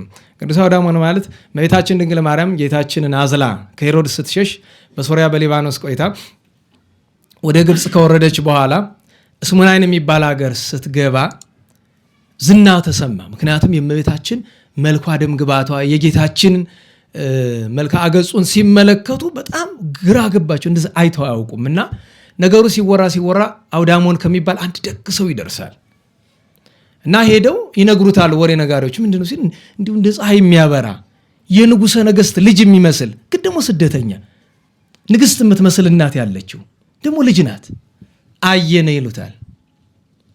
ብድግ ብሎ ሄደ። እንግዲህ አስቡት፣ ግብፅ ውስጥ ነው፣ ከዚያ ፊት አያውቅም። ልክ እንደደረሰ እመቤታችን አየ፣ ጌታችንን በቅፎ አየው። የያዘውን በትር ጥሎ በጉልበቱ ተንበረክኮ በግንባሩ መሬት ላይ ወደቀ፣ ሰገደ። ጌታችን ሰናይ ምጽአትከ አውዳሞን፣ መምጣትህ መልካም ነው፣ እንኳን ደህና መጣህ፣ ሰዎች ነገረው እንደመጣህ አውቃለሁ ብሎ ከዚያ አንዳንድ ምስጢር ከገለጠለት በኋላ ወደ ቤት ተመለስ፣ ግን በሕይወት አትቀጥልም። ለምን? ለእኔ መጥተህ ስለሰገድክ ሰዎች ተበሳጭተዋልና ይገድሉሃል፣ ከሰማዕታት እቆጥርሃለሁ፣ ዋጋህን እከፍልሃለሁ አለው። ተመልሶ ሄደ። ምን አደረግክ ሄደህ አሉት። ሰምተዋል እኮ እርግጠኛ የበለጠ እርግጠኛ ለመሆን ነው። ሄጄ የባሕርይ አምላክነቱን ተረድቼ ሰግጄለት መጣው፣ እንዴት ትሰግዳለህ ብለው እዚያው ላይ በሰይፍ አርደው ገለውታል። ቅዱስ አውዳሞን ይባላል። ያው ዛሬ ነው የምናከብረው። እግዚአብሔር በረከቱን ያሳደርብን። እንግዲህ የመጨረሻ የምናነሳቸው ሰዓት ካለን ሁለቱን ቅዱሳን ለእስክንድሮሶች ነው። በቅዱሳን ስም ደረጃ ጥንቃቄ ማድረግ ያስፈልጋቸዋል። ለምን የሚባል የዛሬው ስንክሳር ላይ የተጻፈው ታሪክ የቅዱስ ለእስክንድሮስ ዘእስክንድርያ ሳይሆን የቅዱስ ለእስክንድሮስ ዘቁስጥንጥንያ ነው ብያቸዋለሁ። ምክንያቱም ታሪኩ የሚነግረን የአርዮስን አሟሟት ነው አይደለም። ምክንያቱም ቅዱስ ለእስክንድሮስ ዘእስክንድርያ ማለትም የ318 ቅዱሳን ሊቃውንት ሊቀ መንበር የነበረው እሱ ካረፈ ከ10 ዓመት በኋላ ነው አርዮስ ያረፈው። ስለዚህ ታሪክ ዘመን በጉባኤ ኒቃ ያለ ክርክር አገናኝቷቸዋል እንጂ በማረፍ ደረጃ የቀደመ ቅዱስ ለእስክንድሮስ ነው። እና ይሄ የምታዩት ታሪክ እንግዲህ እቺ የሆነችበት ምክንያት በገልባጭ ምክንያት ልትሆን ትችላለች። ገልባጭ ሲገለብጥ አይታችሁ ከሆነ ከመጨረሻም ላይ እንደሌላው ጊዜ ሙህል ቆሙ ምትል የላትም፣ ሙህል ቆሙ ለአበው ምትል የላትም። እና ዘቁስጥንጥንያና ዘእስክንድርያ የምትለው ላይ ናት ልዩነቱ ያመጣችው። ግን ስም ከተጠራ ዘንድ ብለን ሁለቱንም ዛሬ እናከብራቸዋለን። ቅዱስ ለእስክንድሮስ የእስክንድርያው የተወለደ በ250 ዓመተ ምህረት አካባቢ ነው። ሲያርፍ 78 ዕድሜ ላይ ደርሶ ነበረ። ያረፈ ጉባኤ ኒቅያ ከተደረገ በ3ኛው ዓመት ነው ያረፈ። ያ ማለት ጉባኤ ኒቅያ ሲደረግ በጣም ሽማግሌ ነበረ። በሽማግሌነት ግን ከሱ የሚበልጥ ሌላ ነበረ። እሱም የቁስጥንጥንያው ለእስክንድሮስ ነው። ሁለቱም ለእስክንድሮሶች እዚያ ነበሩ። 3ኛው ለእስክንድሮስ ግን ቀድሞ አርፏል። መቼ ነው ያረፈ? ቅዱስ ለእስክንድሮስ ዘእስክንድርያ ሲወለድ በ250 ዓመተ ምህረት ቅዱስ ለእስክንድሮስ ዘንድ የኢየሩሳሌም አንገቱ ተቆርጦ ነበር። ደግሞ እንድታውቁ ለእስክንድሮስ ሲባል እንዳናምታታው ብዬ ዝም ብሎ ለእስክንድሮስ የሚል ስም ስላገኘ ብቻ ለአንዱ እንዳንተርከው። ለእስክንድሮስ ዘኢየሩሳሌም ሰማዕት ነው። ሁለቱ ለእስክንድሮሶች ግን የቁስጥንጥንያውና የእስክንድርያው ግን የ318ቱ ሊቃውንት አካላት ናቸው። የእስክንድርያው ሊቀ መንበር ነው። የቁስጥንጥንያው በዛን ጊዜ ሰብሳቢ የመጣው ከቁስጥንጥንያ ሳይሆን ከዚያ አልፍ ብላ ባለችው ከቢዛንታይን ግዛት አንደኛው ክፍል ነው በጵጵስና የመጣ። ቅዱስ ለእስክንድሮስ ዘእስክንድርያ የማን ተማሪ ነው? የተፍጻሜተ ሰማዕት ተናገሩ። እንደገና የማን መምህር ነው? የቅዱስ አትናቴዎስ ሐዋርያዊ። ልብ በሉ። አባቱ ቅዱስ ያስተማረው፣ የአባቱ ማለት መንፈሳዊ አባቱ ከእርሱ ዘንድ ሲማር አስቡት። አርዮስም ይማር የነበረ ከማን ነው? ከቅዱስ ጴጥሮስ ነው። አኪላስም ይማር የነበረ ከማን ነው? ቅዱስ ጴጥሮስ ነው። ለእስክንድሮስ አንዱ ጉባኤ ቤት ላይ ሶስቱን ተመልከቷቸው። አንዱ ሃይማኖትን ስርዓትን የማይለቅ አባቱን መምህሩን የሚመስል ቅዱስ ለእስክንድሮስ፣ ሁለተኛው ወላዋይ አድርባይ አኪላስ፣ አንድ ጊዜ ወደ መምህሩ አንድ ጊዜ ወደዚያ የሚሆን፣ ሶስተኛው አረመኔ መናፍቅ አርዮስ። እና አኪላስ እና ለእስክንድሮስን አርዮስ መጥቶ እንደዚህ አታሏቸው ያውቃል ተመልሻለሁ ብሎ። ነገር ግን ታሪክ ላስታውሳችሁ፣ ቅዱስ ጴጥሮስ ተፍጻሜተ ሰማዕት ታስሮ ነበረ። ሲታሰር ከማን ጋር ነው የታሰረ? ከቅዱስ ሰረባሞን። ታላቁ ሰረባሞን ታስታውስታላችሁ? ስንክሳር ህዳር 28 ላይ ያለው ታላቁ አባ ሰረባሞን። እና እዚያ ሄዶ ክርክር እንግጠም አለ። እንግዲህ እነሱ ታስረዋል። እሱ ግን ዘመን የወደደው ጊዜ የወለደው ሰው ነውና አርዮስ ከውጭ ሆኖ እንደ ባለስልጣን እንከራከር እስቲ አቅሞ ካላችሁ ብሎ ወደ መምህሩ መጣ። ያን ጊዜ ማን ይሰማል? አባ ሰረባሞን ሰማ። ቅዱስ ሰረባሞን ሰምቶ በምን ልከራከር ትወዳለህ አለ። በዚህ መጽሐፍ አለው። ምክንያቱም ቅዱስ ሰረባሞን ሲናገር ካፉ ነጸብራቅ እሳት ይወጣል። ሂዶ ጧ ያደርገዋል። መስማት ብቻ አይደለም እንደ እሳት ያንገበግበዋል። ለምን? ጋኔን አድሮበት ስለመጣ። በኋላ ናስቲ ቀረብ በል አለው አባ ሰረባሞን። ናስቲ ያለው አርዮስን በእስር ቤቱ ቀረብ ሲል ይሄ አንገት ላይ የሚደረግ ዛሬ ስካርፕ እንደምንለው አለ አይደል? በሱ አንገቱን ጠለፍ አደረገና አንቆ ያዘው። አንተ የክርስቶስ ጠላት የሰማይ ምድር ፈጣሪን ፍጡር እያልክ የምትሰድብ ከዚያ እንደዚያ እንደያዘው ወደ ቅዱስ ጴጥሮስ ተመለከተ። መምህሬ አለው። በእድሜ አባ ሰረባሞን ይበልጣል፣ በማዕረግ ግን ሊቀ ጳጳሳት ነው። አባ ሰረባሞን ኤጲስቆጶስ ነው። መምህሬ አባቴ፣ እኔ ካህን ነኝ፣ ሰው ልገል አልችልም፣ ግን እሳት ከሰማይ ወርዳ እንድትበላው ግን ማድረግ ይቻለኛል፣ እግዚአብሔር ሰጥቶኛል። እንደዚያ ይሁን ወይ አለው። ተው፣ ቀን አለው፣ በቀኑ ቀን ይጎዳል። ይሄ ሰው ለክፋት የጀመረው ነገር ኋላ ለቤተክርስቲያን የሚጠቅም ነገር ይሆናል። ታላቅ ጉባኤ ስለሚደረግ ተው፣ አሁን አትግደለው ብሎ ለቀቀው። እየተንደፋደፈ ወጥቶ ሄዷል። ነገሩም አልቀረ። ቅዱስ እለእስክንድሮስና አኪላስን አስታርቁኝ ብሎ ሲላቸው ሲሄዱ ጌታችን የተቀደደ ልብስ የለበሰ ሕፃን ተመስሎ ታይቶት ነበርና ምን አለ? ገና ከበር መድረክ ላይ አንድ እግሩ ሲገባ ውጉዝ አርዮስ በሰማይ ወበምድር ብሎ ቢለው ተንደፍድፎ ወድቋል። አይ አባታችን እናስታርቅ መስሎን በረከት ስንሻ መቅሰፍት መርገም አመጣን አሉ። አይ ልጆቼ፣ በተለይ ለእስክንድሮስ አንተ ልጅ አትደንግጥ፣ አርዮስ ከተሆኑ አይመለስም፣ ሲያታልላችሁ ነው እና ጌታዬ እንደዚህ ሆኖ ታይቶኛል እና እንደዚህ አሁን አይቶ ምን ነው ጌታዬ ብለው አርዮስ ሰጠጣ ለልብሴ አርዮስ ልብሴን ቀደደ ዝብሂል ፈለጠኒ ማወዩ መንፈስ ቅዱስ ከባሕሪ አባቴ ካብ ከባሕሪ ከመንፈስ ቅዱስ ለይቶ ሎቱ ስብሐት ፍጡር አለኝ እንዳትቀበለው ብሎኝ ነው አለ። ከዚያ አኪላስን ተጠንቀቅ አንተ ብሎ አስጠንቅቆታል፣ አልሰማም። ለእስክንድሮስን ግን በአንተ ዘመን ደግ ነገር ይደረጋል አለው። እንደተባለ አኪላስ ተሾመ፣ በ6 ወሩ ተቀሰፈ። ቅዱስ እለእስክንድሮስ ተሾመ። ቅዱስ እለእስክንድሮስ ከተሾመ በኋላ በአማካኝ ለ13 ዓመታት ያክል ጉባኤ ኒቅያ አልተደረገም።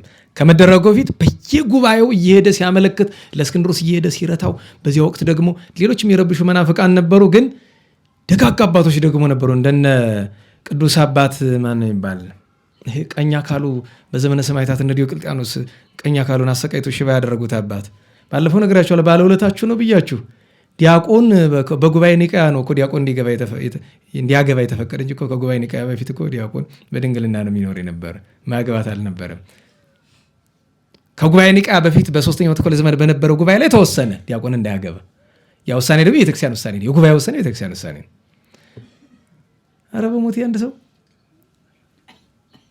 እሺ፣ እኛ ገድላት የምናሳተምበት ማህበር ስሙ ማን ነው? እና ቅዱስ በፍኖትዮስ ታዲያ ቅዱስ አባ በፍኖትዮስ እኮ ነው። አይ እና አባቶቼ እንደ ይቅርታ አድርጉልኝ፣ እኛ የኋላው ትውልድ እንደኛ አይነት አይሆንም እና ስለዚህ ይፈቀድ ያግቡ ብሎ እኮ መንፈስ ቅዱስን ጠይቆ ጌታችን በአምሳለ ገሊላዊ አይደል ለዚህ አይነበረ ቢሉት እውነቱን ነው ስሙት ብሏቸው ተቀብለውታል። እና ዛሬ ታገበው የሚያሰባችሁ ሁለት አለባችሁ። ያገባነው እንደዚያ ለምን መቼም ችግር ነው። አይዋቸው ካቶሊኮቹ ማግባት አይችልም አይደል ቄሶች መቼም ዛሬ ወረድክብን ነው የሚሉ እንጂ ታውቃላችሁ በጣም ብዙ ጉድ አለ። ሴት ቢያጡ እንኳን ታውቃላችሁ አይደል? በአንድ ቸርች ብቻ ጀርመን ውስጥ 283 ታዳጊ ወንዶች ተደፍረው እንደተገኙ ወንዶችን ማለት የካቶሊክ ቄሶች ማለት ናቸው። ጀርመን ውስጥ በፍርድ ቤት ተይዞ የኖረ ኬዝ ነው። አውስትራሊያ ብትሄዱ ማዕት ጉድ ነው። አሜሪካ ብትወርዱ ማዕት ጉድ ነው። አውሮፓ ውስጥ እንደዛ ነው። እስከዚያ ድረስ ለምን ያችን ህግ ስላልተቀበሉ እነሱ ለምን ቢባል ሰው ምንን አለው ካለ እንዴት በከተማ ይኖራል? አስበዋል። አሁን እነሱ ምክንያቱም ቄስ ይሆናሉ። ጾም ምናምን አይታወቅም። ጠዋት ተነስተህ ቅጠላቅጠል አትክልትን ትበላለህ፣ ከዛ አሳ፣ ከዛ ስጋ ምናምን በቃ አይደል ይሄ ተመጣጠነ ይባላል። እንግዲህ ከዛ በኋላ ጥሩ ትለብሳለህ፣ አሪፍ መኝታ አለህ፣ ሳይክል አለህ፣ መኪና አለህ፣ ጂም አለህ። ይህን ሁሉ አድርገህ ታዲያ ፈቃድ የለም ነው እንዲህ በቃ ማለት እንዲያው በቀላሉ እንደ ሰይጣን የለም ማለት ይቀላል እኮ። እንዴት ብሎ ይሆናል? ዛሬ በእኛ እንደ ከተማ እንዳሉት መነኮሳት ማለት ከተማ ያሉ መነኮሳት አሁን ይህን ሁሉ ሴት እያዩ ችለውት ኖረው እንዲያው ብቻ በሰው ውስጥ አለግባ እንደ ይቅርብኝሽ። ለሁሉም ቅዱስ በፍኑትዮስን ያክል ነበረ። ቅዱስ ለእስክንድሮስን ይረዳው ነበረ እና የቅዱስ ለእስክንድሮስ እንዲያ ሲታገለው ቆይቶ ሄዶ ከቆስጠንጢኖስ ስለከሰሰው ጻድቁ ንጉሥ ቆስጠንጢኖስ ጉባኤ ኒቃ ይደረግ ተባለ። ያው ታሪኩ በጉባኤ ኒቃ የሚተረክ ሆኖ ቅዱስ አትናቴዎስን ይዞ ሌሎች ቅዱሳን አባቶችን ይዞ አርዮስን ረታው። ከጥቂት ዓመታት በኋላ አረፈ። የቅዱስ ለእስክንድሮስ መገለጫው ቅዱስ አትናቴዎስ ምን ይል ነበር? መምህሬ ለእስክንድሮስ ወንጌል ሲያነብ ቆሞ ባጭር ታጥቆ ጫማ አውልቆ ነው። ከቶውኑ ምንም ቢያረጉት የጌታችን ቅዱስ ወንጌል ከቤቱ ይሁን በጎዳና ይሁን ተቀምጦ አያነብ። ታዲያ ለዚህ ክብሩ እግዚአብሔር ከሰማይ ብርሃን ያወርድለት ነበር ይላል። የቅዱስ ለእስክንድሮስ አረጋዊ ሊቀ ጳጳሳት በረከቱ ይደርብን። አሁን ደግሞ ወደ ሁለተኛው ደግሞ እንሂድ። አሁን ቅዱስ ለእስክንድሮስ የቁስጥንጥንያው ደግሞ የተመሳሳይ ዘመን የነበሩ ግን በተለያየ ስፍራ የነበሩ ናቸው። ያገናኛቸው ጉባኤ ኒቃ ነው። ቅዱሳን ናቸው ሁለቱም። ይሄኛው ለእስክንድሮስ ግን የተወለደ በ240 ዘመን ነው። ያ ማለት ይሄኛው ለእስክንድሮስ በስንት ዓመት ይበልጠዋል? በ10 ዓመት። ስለዚህ በጉባኤ ኒቃ ሲገኝ ቅዱስ ለእስክንድሮስ የቁስጥንጥንያው ስንት ዓመቱ ነበረ? ይሄኛው 74 ከሆነ ያኛው ስንት ነበረ? 84 ዓመት ሽማግሌ ነበረ። ከልጅነቱ ጀምሮ ዘመነ ሰማዕታትን በብዙ ግፍ ያለፈ ከገድሉ ብዛት የተነሳ ለዓመታት ልብስ ለብሶ አያውቅም። የቁስጥንጥንያው ለእስክንድሮስ ራቁቱን ነበር የሚኖር በበረሃ። ብዙ ሰው እንደ እብድ ነበር የሚቆጥረው። እጅግ በብዙ በተደነቀ ገድሉ የሚታወቅ ነው። ታዲያ አሁን ትናንት ስንክሳር ላይ የተነበበው የዛሬው በዓል ላይ ያለው ስንክሳር ታሪክ የሱ ነው። እነ ቅዱስ ለእስክንድሮስ እስክንድሪያ ካረፉ በኋላ ጻድቅ ቆስጠንጢኖስ በ37ኛው ዓመተ ምህረት ሞተ። በ337 ጉባኤ ኒቃ በተደረገ በ12ኛው ዓመት አረፈ። ማን ተተካ ወዲያው? ልዩ ትንሹ ቆስጠንጢኖስ። እሱ ደግሞ የማን ወዳጅ ነው? የአርዮስ። ጊዜ ሲያገኝ ያን ጊዜ አርዮስ ማመልከቻ ይዞ ገባ። ከዛ ትንሹ ቆስጠንጢኖስ አርዮስን ከነ እምነት ግባ ብሎ እንዳይለው ከባድ ጫና ያመጣበታል። በዛ ጊዜ የኒቃያ ቅዱስ መንፈስ ወይም በዛ የነበረው የእምነት መንፈስ አልጠፋም ነበር። ተቃውሞ ስለሚያስነሳበት ምን ተመካከሩ? አስተካክል ምን አርመህና ይሄ ያተወገዝክበትን አለው። ከልቡ ሳይሆን ከአፉ አመኛለሁ አለ። ከዛ ቅዱስ ለእስክንድሮስን የቁስጥንጥንያውን ጠራውና እዛው አንድ ከተማ ላይ ነው ያሉት። ጠራውና አርዮስን ወደ ቤተክርስቲያን መልሰዋል። ነናላችሁ እንዴ? ለምን? ቤተክርስቲያን ያወገዘችው ነው። በስሉስ ቅዱስ አያምንም እኮ አለው። ያምናል አለው። አያምንም ያምናል። ጥሩት አለ። ተጠራ። ታምናለህ አታምንም አለው ንጉሱ። በአፉም ቢሆን አምናለሁ አለ። አይ እኔ በዚህ ነገር ልነጋገር አይገባኝም፣ ጽፎ ይስጥ፣ ምልክት ባለው ነገር ጽፎ ይስጥ ለመተማመኛ ብሎ ድርቅ ብሎ ጻፈ። ዘሩ ይምስላ በመለኮቱ ብሎ ጻፈ። የውሸቱን ነው እንግዲህ። ከዛ ለምን መሰላችሁ? እንዲህ ያለ ነገር ቅጥሞን ያውቃል። በ99 ዓመተ ምህረት አዲሱ እንቅስቃሴ ጎንደርን ንሽር አድርጓት ነበራል። ዋናዎቹ ኮሚቴዎች ደግሞ የት ነው የነበሩ? እኛ ስናገለግልበት የነበረው መንበረ መንግስት ሰንበት ትምህርት ቤት ላይ ነው። እና ስብሰባ ተደርጎ እነንታ ባሉበት ምንድነው ሲባል ግማሾቹ ምን አሉ? አይ ተጸጽተናል፣ የነበርንበት ጎዳና ስህተት ነው፣ እንመለሳለን ብለው አሉ። እውነት ነው ተብሎ በሉ ግቡ ማለት ይዘው ሄዱ። ገብተው የሚወስዱትን ያክል ጠራርገው ወሰዱ። ክፋታቸው ይገባቸዋል። እንዴት ዋላችሁ? ተኩላ አይ በቃ ከዚህ በኋላ በግነኝ አስገቡኝ ብሎ በግነህ ተብሎ ይገባል አይደል? እምሽክ አድርጎ በልቶ ሀገሩን ይሄዳል። ቅዱስ ለእስክንድሮስ ገብቶታል። ግን ምን ምክንያት ይፍጠር? በቃሉም በጽሁፍም ዘሩ ይምስላ በመለኮቱ ኢየሱስ ክርስቶስ የባሕርይ አምላክ ነው የሚለው ነገር ጻፈ። ግን ደግሞ ከአንጀቱ እንዳልሆነ ከልቡ እንዳልሆነ ያውቃል። በምን ይነጋገር? ከዛ አማራጭ ቢያጣ ምን አለ?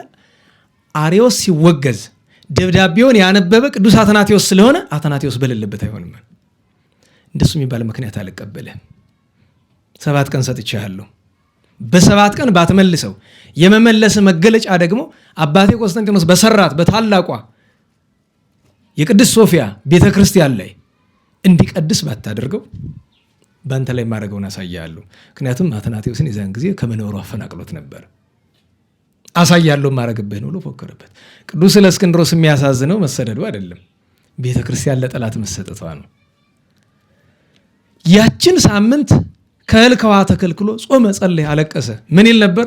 ጌታ ሆይ ቤተክርስቲያንን አድን። የአንድ መናፍቅ ወደ ቤተክርስቲያን ተመልሶ መግባት በእምነት አይደለም በተንኮል። ዛሬ ዜና አይታችኋል ፌስቡክ ላይ ፍኖተ ጽድቅና የሚባል የሆነ ታድሶ ድርጅት አለ አይደለም? ያሰለጠናቸውን አስመረቀ ተብሎ የኛዎቹ ስራ አስኪያጁ ምናምን ሄደው የዚህ ጠቅላይ ቤተ ክህነት ምናምን እና ከዛ እንዲሁ ኮሜንት ማየት አልወድም፣ ግን እስቲ ልግባ አልኩኝና እዛ የኦቲሲ ቲቪ ቻናል ላይ ነው ገባሁኝ። የመጀመሪያው አስተያየት አየሁት። አይ እንዲያው ይሄን ያህል በመቶ የሚቆጠር ሰው አስመረቁ ከምትሉን ምን አስተምሮ እንዳስመረቋቸው በተነገሩና አይቀልም ወይ? ምንድን ያስተማሯቸው? አንድ ማን ያስተማራቸው? ማን ነው? አንደኛ ነገር ምንድናቸው እነዚህ ተማሩ የተባሉት? ምንድን ነው? ሊያስተምሩ ነው? ለግል ህይወታቸው ነው መጀመሪያ ነገር። ሁለተኛ ነገር ማን ያስተማራቸው? የተመረጡ ደጋግ መምህራን ናቸው ወይስ ያ ሁልጊዜ የምናውቀው ያ አንቶ ፈንቶ ታድሶ ነው ያስተማራቸው? ምክንያቱም ይሄ ማህበር እንድታውቁት የነበጋሻው የነትዝታው ቅሪት ነው። ቤተክርስቲያን እንዲያጠፋላቸው ትተውት ይሄዱ ነው። ምክንያቱም የሰውየው ባለቤትየው በጣም ሀብታም ነው። በጣም ታውቃላችሁ፣ ድርጅቶቹ በጣም ሀብታም ነው። የእኛ ቤት ሰው ደግሞ ታውቃለህ፣ ገንዘብ ካሳየው ይዝረበረባል። እውነቴን ነው። እኔ እንኳን ሌላውን ተውትና ማለት ነው። አንዳንድ ሰው ሲተቸን ሲሰድበን የነበረ ሰው የሆነ ቀን ይቸግረዋል፣ ቀን ይጥለዋል። አሁን አንድ ነበረ እዚህ አሁን ለቋል የለም ብዙ ነገር ነው የሚል ስለ ማህበሩ ምናምን ብዙ ነገር ነው የሚያወራ ስለ ግልም እና ቸገረው ልጁ ታመመ ተብሎ ሰማንና ከዛ አጋጣሚ ለማምነን ሳንቲም ሰጠ ነው ዘጋፉን ዘባዋል። እንዴት ዋላችሁ? እንደነሱ አይነት ኧረ የተገንቱ ሲያገኘን ደህና ዋላችሁ። ልብ በሉ። ይሄ ሰው መጀመሪያ ሲናገረው የነበረው ነገር ትክክል ከሆነ ስለኛ ስለ ማህበሩ ገንዘብ ስለሰጠነው አቋሙን መቀየር ነበረበት? አልነበረበትም። በነገራችን ላይ እንድታውቁት አገልግሎቱን ከገንዘብ ነፃ ያደረግንበት ምክንያት እንዲገባችሁ ነው። ለዛ ነው ያ ሁሉ ከውጭ ያለ ሰው ስለ ገንዘብ ያወራል አይደለም? የለም፣ ነፃ ነን አይደለም? ነፃ ነን። ማንም አንታማም በገንዘብ እግዚአብሔር በዚህ እንዲያው አይኮራም እንጂ ይኸው መብርሃን ቅዱሳን አሉ ኮርትን ነው። ማንም ሰው እንደዚህ ሰጠውት እንዲያደረግንላቸው የለም። ምን ሊያረግ ምን በላው አጠናል ምን እናድርበት አጠናል። በቃ የዕለት ጉርስ ያመጣል እስካለ በይ። ለምን ቢባል ከሰው ገንዘብ እየተቀበልክ ያን ሰው ማስተማር እንዴት ልትችላለህ? ባሪያ እኮ ነህ የዚያ ሰው። ገንዘብ የሚሰጥ ሰው ያልሰራህበትን ማለት ነው። የሰራህበት ነው። ሰርተህ ደሞዝን ትቀበላለህ አይደል? እዛ ቢያጠፋ ዞር በል እባክህ ትለዋለህ። ለምን? ገንዘብ ሲሰጥ ምጽዋት አይደለም። እሱን ማወቅ ያስፈልጋል። እና ችግር ነው። እና ቤተ ክርስቲያንን አንድ መናፍቅ ወደ ቤተ ክርስቲያን ለክፋት ለጥፋት ሲገባ ይህን ያክል ያሳዝናል። አለቀሰ። የሚገርመው ለእሑድ ነበር የተሰጠው ቀጠሮና በዕለተ ሰንበት ምንም ነገር ያን የመሰለ ቅዱስ ከእግዚአብሔር ምልክት እንኳን አላገኝ። የሚገርመው ነገር ለምን? እግዚአብሔር በጊዜው የሚሰራውን ስራ ነው የሚሰራ። እንዳንዚህ ሁልጊዜ እንዲመልስ አይጠበቅም። ቅዳሴ ሲገባ እንኳን ሌላ ይለማ የቅዳሴዎችን አንቀጾች ጸሎት የሚደረጉ አሉ አይደል? ቅዱስ እለእስክንድሮስ ማድረስ አልቻለም። ጨርሶ በቃ ሰውነቱ ታውቋል። አስቡት፣ ለቤተክርስቲያን ያለውን ፍቅር አስቡ። ለሱ ምን ቀርቶበት ከንጉሱ ጋር ተስማምቶ እኮ ዘና ብሎ። በነገራችሁ ላይ በአራተኛው ክፍለ ዘመን የነበሩ በአራተኛውና በአምስተኛው ክፍለ ዘመን የነበሩት ምንፍቅና የነበረባቸው ነገስታት ለጳጳሳት ምን አይነት እጅ መንሻ እንደሚሰጧቸው ታውቃላችሁ? ገንዘብ ምናምን እንዳይመስላችሁ። እኔ የምከተለውን የአርዮስን ይሆናል የነስጥሮስን ይሆናል ከተከተልክ ይላሉ ይህንን ክፍለ ሀገር በጵጵስና ብቻ አይደለም በንጉስነት ወይ በሀገር ገዥነት እንድትመራ ደርቤ እሰጥሃለሁ እኮ ነው። ከዛ በኋላ የዛ ሀገር ገንዘብ የማን ነው? የሱ መቁረጥ መፍለጥ እንዲችል ማለት ነው። አርዮስ እንደ ዛሬው ዘመን ካባውን አሰማምሮ አክሊሉን አሰማምሮ በደንብ አድርጎ ተጣጥቦ መጣ። አካል ታጥቦ ሊጸደቅ፣ በካባ ለብሰ ሊጸደቅ፣ በካባ ሊጸደቅ፣ በአክሊል ሰተት ብሎ ገባ። ሲገባ ሲያየው አስቡት እንግዲህ ያ ጸረ ቤተ ክርስቲያን ያ የቤተ ክርስቲያን ጠላት የጌታችን ጠላት ቤተ መቅደሱን ሲረግጠው አንገበግብም። ከአርዮስ የከፉ ሰዎች ዛሬ ቤተ መቅደሱ በአንዳንድ ስፍራ አይኖርም ብላችሁ ነው? ያንገበግባል። ግን የሚያንገበግብ መቼ ነው? ትንሽ የእስክንድሮስ ጠብታ ጠል ስትደርስ ነው። የቅዱስ እለእስክንድሮስ ይራለ ሲያሆኑ እና እንዲያው ወደ እግዚአብሔር በልቡ አመለከተ። ምን ነው ጌታዬ፣ ምን ነው ቤተክርስቲያንን ለዚህ አረመኔ የሰጣት ብሏል። ቃል ሳይጨርስ ታወከ እዚያው ላይ አርዮስ። ሆዴን አለ። ከዚያ አልታገሳለ። እዚህ ወደ ታቦታችን ሊለው ሲል ወጥቶ ሮጠ። የት ነህ ሲለው መጸዳጃ ቤት አለ። ሄደ፣ በዛው ቀረ። ኋላ ምንስ ቢሆን ብለው እንፈልገው ብለው ቢሄዱ በስመ አብ ብላሽ ሆኖ አገኙት። እንዲሆን ተበላሽቶ። ምክንያቱም ሊጸዳዳ ሲቀመጥ የበላው ነገር አይደለም። ከውስጥ አካሉ ኩላሊት ነሽ፣ ጉበት ነሽ፣ ጨጓራ የቀረ ነገር የለም። ሙሉ ተከወ አማውቱ ከመጽሐፍ ዘላይ የሚላል አይደለም። ይሄ ላም ከኋላ በኋላ ደርቆ ኩበት የሚሆነውን ነገር እንደምትጠን እንደዚያ ብሎ ተገኘ። በነገራችሁ ላይ አንዳንድ ሰው አንተ በሰሞት ደስ ይላል። ቅዱስ እለእስክንድሮስ ምን አለ? ደስ አለው ይላል። አዎ ፍትሐ እግዚአብሔር ሲገለጥ ደስ ይላል። መናፍቃን እምቢ አንመለስም ሲሉ እና ሲቀጡ ተድላችን ነው። እዚያ በኋላ አገልግሎ ይሄ በተደረገ በ3ኛ ዓመቱ አርፎ በዚህች ቀን ተቀብሯል። የቅዱስ እለእስክንድሮስ በረከቱ ይደርብን። ሲያርፍ እድሜው ወደ 96 ወይ 98 አካባቢ ይገመት ነበረ። ሰዓቱ ይደብናል። ወደ እመቤታችን ትምህርት እንምጣና ወላዲተ አምላክ በትንቢተ ኢሳይያስ ክፍል 18 ላይ ነን። እንደ ርዕስ ያነሳነው ነገር ባጭር እናድርገው።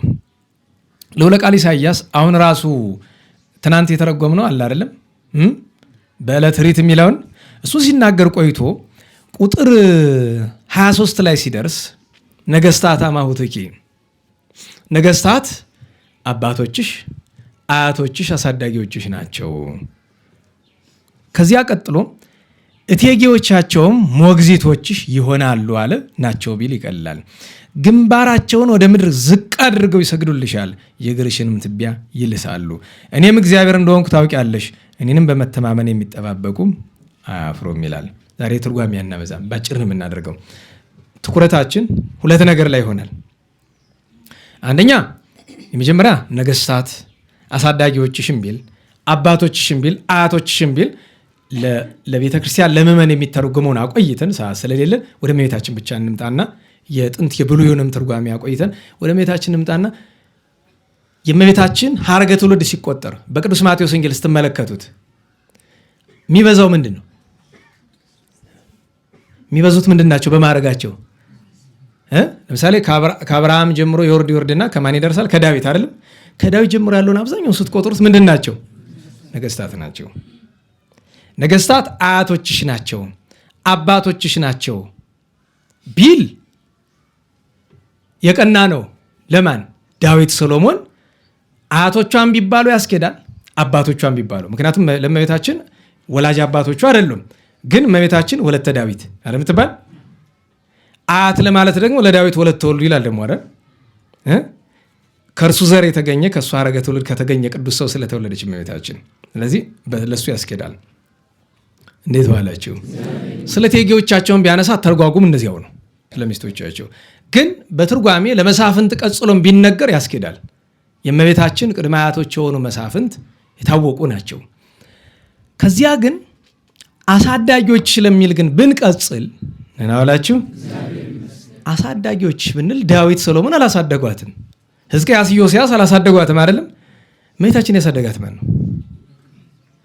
ኧረ እንዴት ዋላችሁ? እመቤታችን ያሳደጋት ማን ነው? እግዚአብሔር ሁላችንም ያሳድጓል።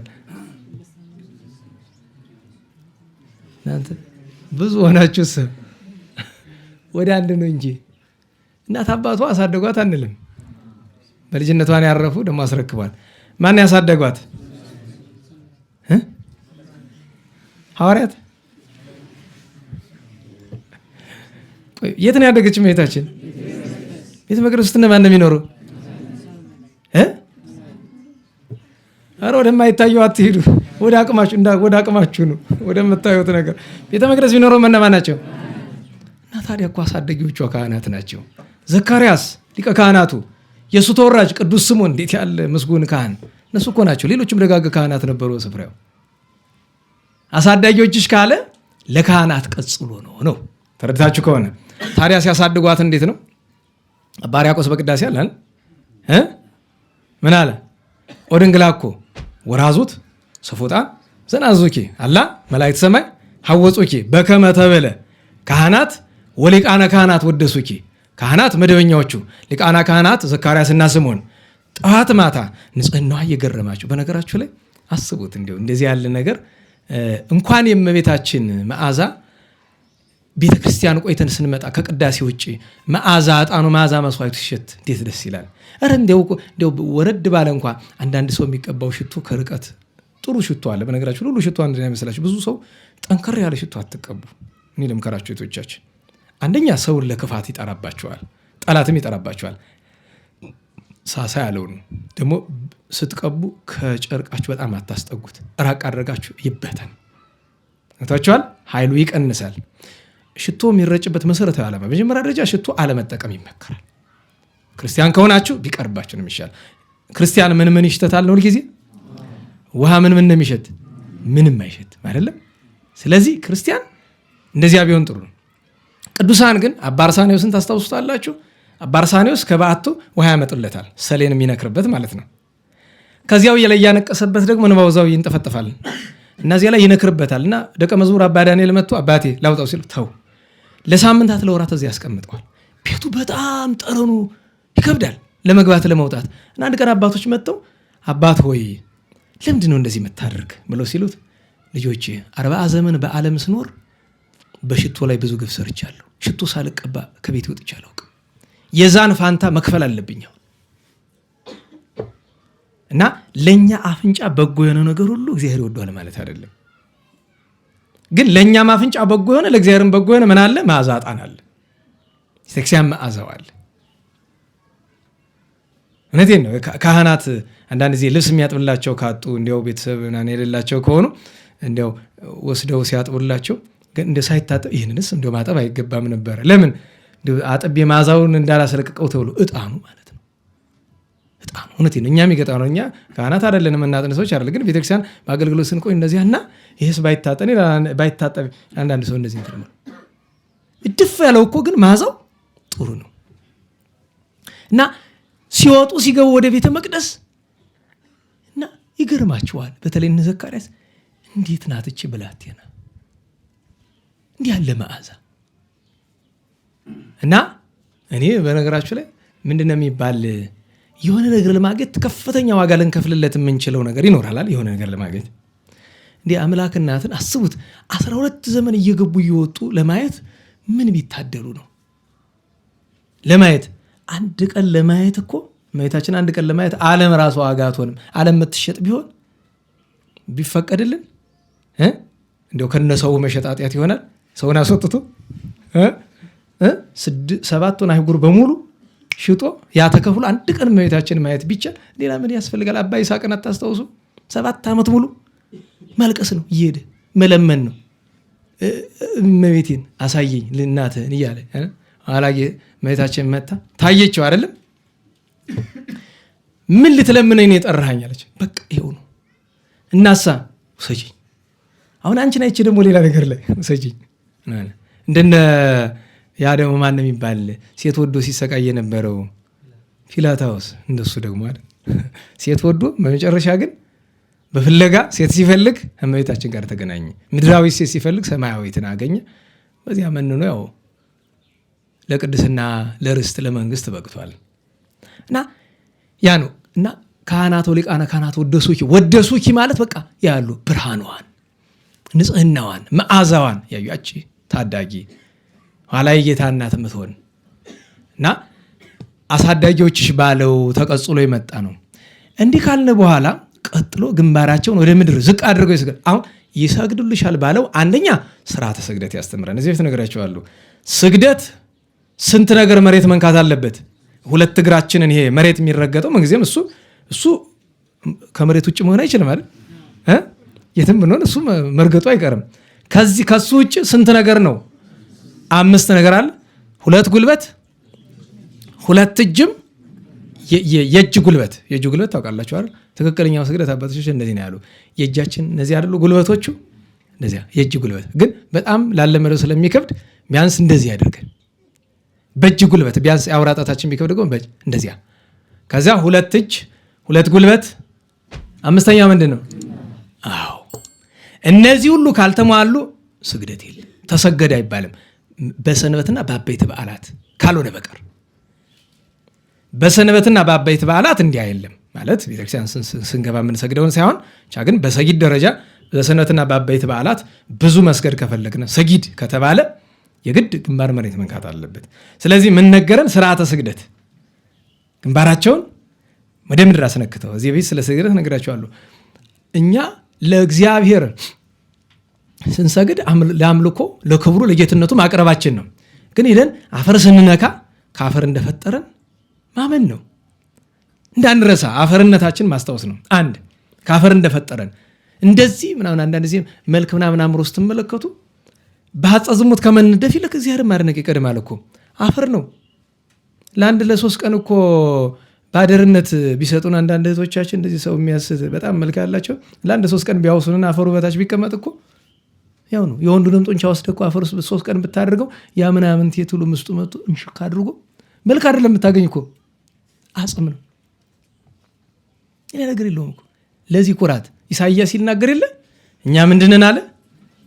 ጭቃ ነን። ጭቃ እና አፈር ላይ ፈጥረናል። ኋላም ደግሞ ተመልሰ ምን እንሆናለን?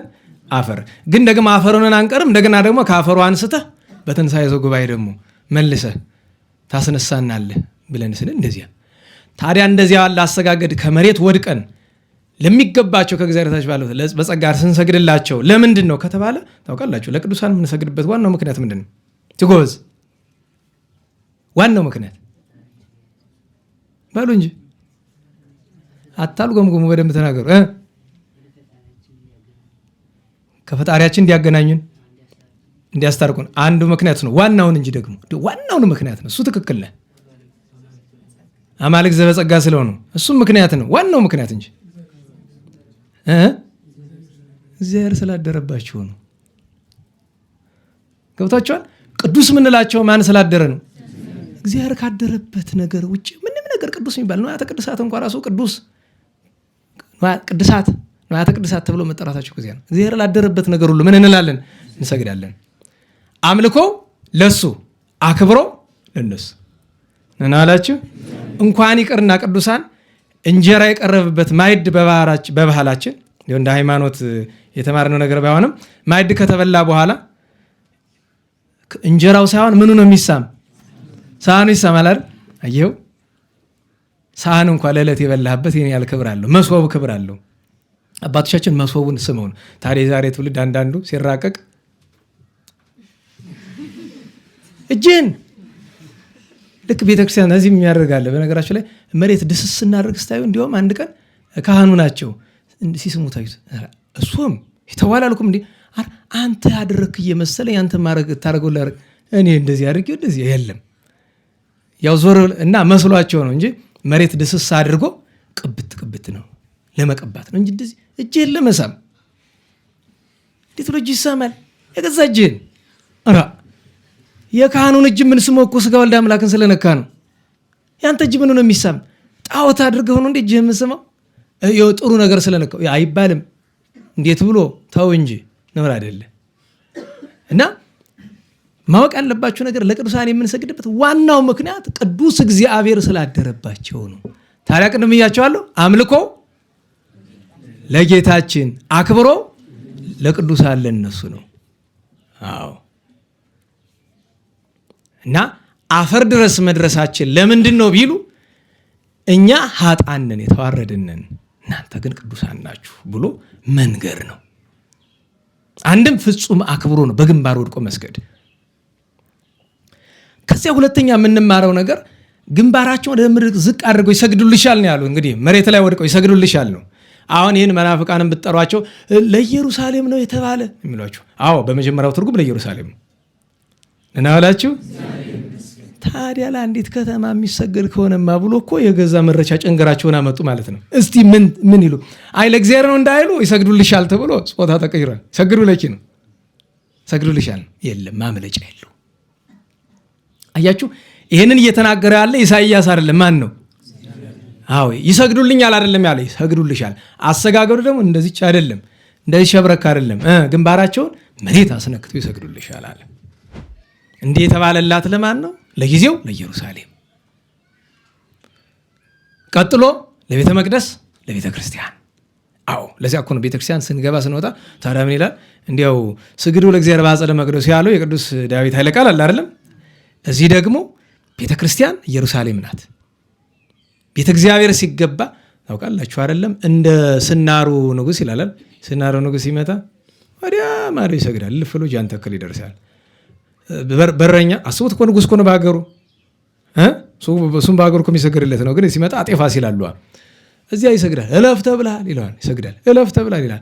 ከዚያ ይሄ ወርቅ ሰቀላ የሚባለው ላይ ትልቅ ዙፋን አዘርግተው ጃግሬዎቻቸውን አቆመው አረድ አንቀጥቅጥ የሚባል ልብሰ መንግስታቸውን ለብሰው ሰይፍ አስመዝዘው ጠብቁታል። ሄዶ ፊታቸው ይልቃል። ተነስ ተቀመጥ በቀኝ ይሉታል። በቀኛቸው ያስቀምጡታል። እንዴት ዋላችሁ? እንዲህ ስላከበራቸው ነው በቀኝ የሚያስቀምጡት። እግረ መንገዱ ይነግሩታል። ባትሰግድ ባታከብረኝ ግን ይሄ ሰይፍ መጥፊያ ይሆን ነበረ፣ የትም አያመልጥም። ለምን እምቢ አልገብርም ሲሉ በማን የሚባለው ፈረሳቸውን የሚሄዱ ወደ ስናር ለማስገበር እየረሳችሁ መቃብሩን አላያችሁትም? ፍልጥ ይበላ ነበር የሚባለው ዞብል። በፈረሶች ታሪክ እኮ የፈረሶች ንጉስ ማለት ነው ዞብል። በኢትዮጵያ ፈረሶች ታሪክ ተወዳዳሪ የብዙ ነገስታት ፈረስ ይታወቃሉ በታሪክ። የፈረሶች ሁሉ ንጉስ ዞብል ነው። የአጤ ፋሲል ፈረስ ነው። ታውቃላችሁ አይደለም? ከአንዳንድ የኔ ቢጤ ሰው የተሻለ የሚያስብ ፈረስ ነው የነበረ። ጦርነት የተደረገ አደጋ የሚመጣ ከሆነ ይታወቀዋል፣ ይዟቸው ይሸሻል። ካልሆነ ደግሞ ፊት ታውቃላችሁ አይደለም? በጦርነት መካከል ገብተው ሊገደሉ ሲሉ በመሃል ጥሷቸው አልፏል። እንደ ሐማሴን ሰው ይባላል። በመሃል በጠላት ምክንያቱም ወደ ኋላ ቢመለስ፣ ምክንያቱም እሱ አይደለም የሚመታ እሳቸው ናቸው የሚመቱ። ስለዚህ ፊት ለፊት ጥሶ አልፏል። እና አንዳንዱ ምንድነው ሰበሰን ዘክብሩቱ እያይመረ ወኮነ ከመንሳ ዘአልቦ ልብ ያለውን እዝራ ሰማና አሉ። ምን አለ? እንስሳት ይሄይሱ ነው ያለ። እንዲያ ነው አንዳንዱ ሰው ሲወቀስ እንስሳ መሰልክ ይባላል አይደል? አንዳንዱ ግን ደኔ ያለው እንስሳት በለጡ ይባላል። እንደዚህ እኮ ነው ነና ዋላችሁ። እና በእውነቱ ቤተ ክርስቲያን የልክ የስናሮግስ እንዳደረገው ያቺ ስርዓት ምታ ቤተ እግዚአብሔር የሚገባ ሰው ላደለው እንዲያው እዚህ እድሜ ልካችን እዚህ ስለምንኖር እንዲያው መድከሙ እንደዚያ ስላለ ነው እንጂ ቤተ እግዚአብሔር ሲገባ የመጀመሪያው ገና አበሩ ላይ ይሰገዳል። የስናሮ ንጉስ ምሳሌ ነው። እልፍ ብሎ ካጸዱ ሲደርስ ይሰገዳል። እልፍ ብሎ ካውደ ምሕረቱ ይሰገዳል። መስገድ ስለ እንደዚህ አይደለም። ሰው ዝም ብሎ ይላል። መስቀል ለመባል በጣም ተጠባለች አይደል? እንደዚህ አይደለም። ተወድቀ ካውደ ምሕረቱ ትሰግዳለህ። ቅኔ ማለት ገብተህ ትሰግዳለህ። ቅድስቱ ላይ ስደርስ ትሰግዳለህ። ክህነት ያለው ከሆነ ከዚያ በኋላም እየሰገደ ነው የሚገባ። ከዛ ቤተ መቅደስ ከተገባ በኋላ 3 ጊዜ ይሰገዳል። ግድ ነው። ዝም ብለህ አንድ ጊዜ ጎንበስ ስለቀና የለም። እኔ በነገራቸው አሁን በቀደም በክብረ በዓሉ ቤተ መነኮሳትን እኛንም ይማረን። መጀመሪያ ቤተ መቅደስ ታጥቆ መግባት በየት ሀገር ነው ወንጀል የሆነ? እንደተጎናነፈ ይገባል ሰው በሙሉ። የተወሰኑ ደግሞ ጫማቸውን ይዘገቡ። አንድ ልጅ አለ እንደው ሰው በአንድ ነገር ስሙን ያጠፋዋል። በእርግጥ ደካማ ነገር ሊኖር ይችላል። ስለማን እንደማወራ ሁልጊዜ ጫማቸውን እያወጣ የሚጥል እሱ ነው። እኔ በእውነት አይባልም ግን እዚያ ሆኜ እመቤቴ ማርያም እንዲያው አደራሽን ይሄ ልጅ በክህነቱ አስመሽ እንዲያው ይህን ምክንያት ያደረገሽ ብቻ እንዲያው ሌላ ነገር ክፍተት ይኖርበት አይኖርበት አንቺን የምታውቂ ሁላችንም ያጣነ እንዲያው አደራሽን እገሌው ይልም ከሁሉ ጋር ነው ተሟግቶ ነው ጫማቸውን ያን ቆሻሻ ነገር እንዲህ ቤተ መቅደስ ወመንበሩ ጎን ምን አለ አሽከር ጠባቂ መቼም አያጡም። አሽከር ተከታይ አያጡም አይደል? ለአሽከራቸው ይዘህ ከውጭ ቁም አይሉት። መቼም እሱ ወትሮም የሚመጣ ጫማ ለመያዝ ነው ብዬ ነው እንጂ ጸድቅ ብሎ አይመጣም ነው። እንደዛ ነው የለም። የእነዚህ አይነት ሰዎች አሽከር የሚኮን ሰው ሳንቲም ሲፈልግ ነው ብዬ ነው። ጽድቅ ተፈልጎ አይኮን። እናስቡት እስከዚያ ቤተ መቅደስን አለማክበር እንደዚህ መስገድ አታስቡት ጨርሱ። ክህነት የሌለው ሰውም ሲገባ ይቻላል። ስልጣን ስላለው ይሆናል እንግዲህ እንጂ ክህነት የሌለው ሰው ሲገባ በይነ ይቻላል። አይጣል ነው ብቻ እሱን እንተው። ብቻ ቤተ መቅደስን ማክበር ይክበር። ስለ ቤተ ክርስቲያን ነው። ስለ አምላክ እናት እንምጣ። እንዴት ዋላችሁ? ከላይ ስንተረጉም መጠናል ስለ እመቤታችን። በቃ ግንባራቸው አስቡት። ምስለ ፍቁር ወልዳ ካለበት ቤት ጫማ አይለበስ ሲገባ በቀደም ነው ትናንት አላልኳችሁም? ወደዚህ ምን ይታያችኋል አላልኳችሁም? አዎ እናንተ ጋር የሚታይ ነገር አለ አይደለም? ምናልባት ደግሞ የማይታየም ነገር ሊኖር ይችላል። እግዚአብሔር የሚያውቀው ሊኖር ይችላል። ለምን? ካከበርናት አትለይም፣ ካላከበርናት ደግሞ ትለየናለች።